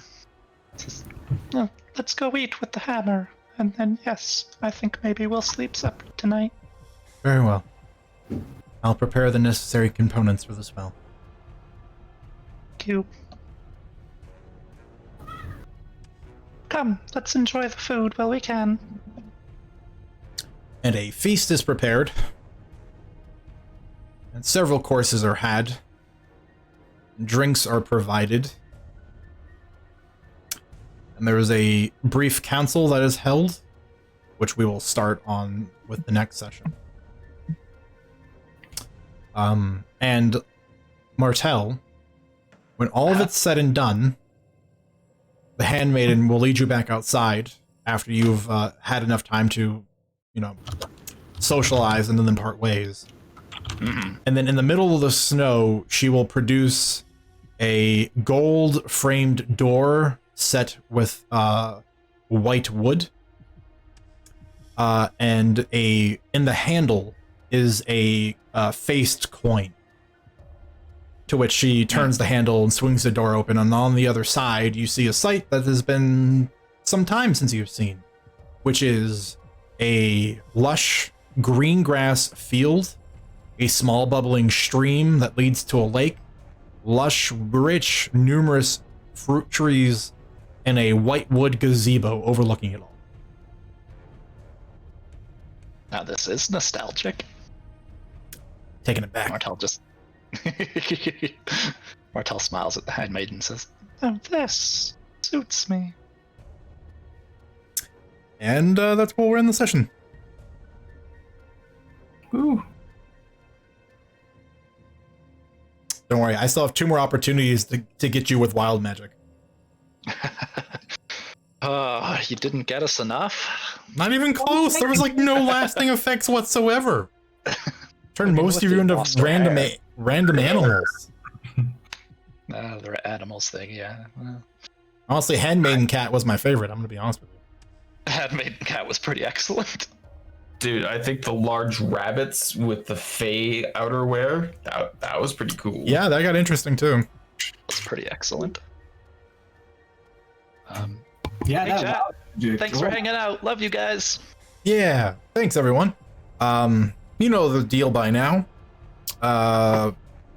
Moonrise is taking a break this upcoming week. Orphan Honors still occurring regularly as far as I'm aware. So early 7 a.m. PDT. They're right in the thick of some really good stuff. They're almost at the top of their arc. So now is a really good time to tune in.